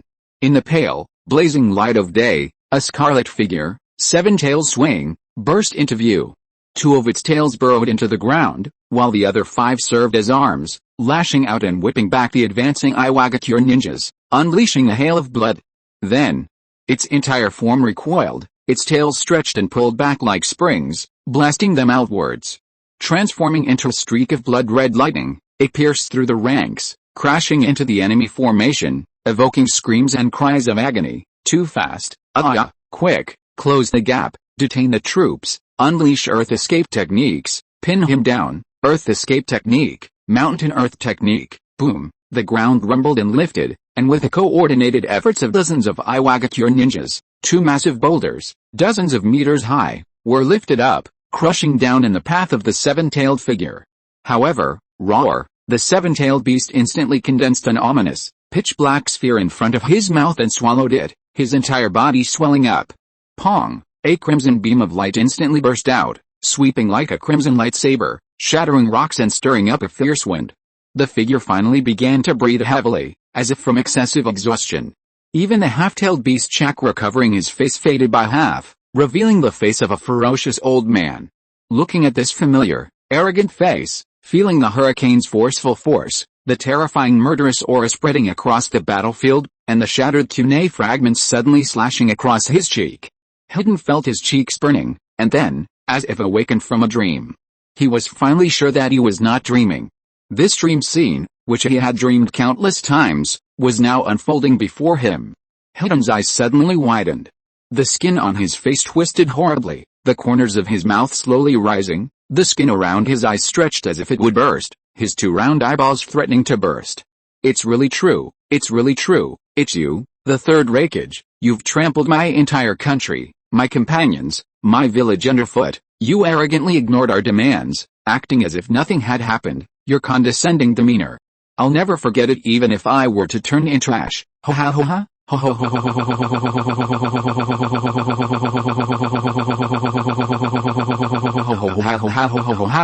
Recalling everything he'd endured over the past few months, a smile grew on Hidden's face, nearly crumbling. They'd come to the Lord of Thunder to beg for peace in the land of hot water, only to be expelled from the castle tower, accused of having no right to represent the land of hot water. They'd worked hard to spread their teachings for the sake of peace in the land of hot water, attempting to win the sympathy of the people and impress the leaders of the land of thunder, only to be labeled a cult and sent to suppress them. To maintain peace in the land of hot water, they were ultimately forced to turn against the daimyo and resort to force, only to be treated as riders and brutally suppressed by the Hokage's son. For the sake of peace in the land of hot water, they seemed to have truly become the most heinous villains ever depicted in the book, true criminals who had destroyed the peace of others. And in the end, they even compromised with the very enemies who had wreaked havoc and devastated the land of hot water, the Iwagakure clan. They were courting the tiger's hide, colluding with their once most hated enemies, seeking power, simply to destroy a nation that hadn't yet waged war against them. Hidden was no longer able to distinguish, to discern. His limited knowledge left him unsure whether he was doing the right thing or the wrong. He could only use what the monk told him, that at least the war between Iwagakure and Kumagakure would not bring disaster to the land of hot springs, and that such an approach would eventually bring peace to the land of hot springs, as a lame excuse, to comfort himself, to deceive himself, to persuade himself, and finally, haha. His body gradually turned black, and lines that looked like pale bones appeared on the surface of his skin. Then, curse, death by blood, was spoken, linking the curses of the third Hokage, Uchiha Chi, and Hidden. End of this chapter. Thank you so much for reading until the end. Don't forget to give it a like. Looking for more exclusive content and immediate access? Subscribe to our Patreon. Remember, every like, Subscription or donation encourages us to continue. Thank you all. See you in the next video.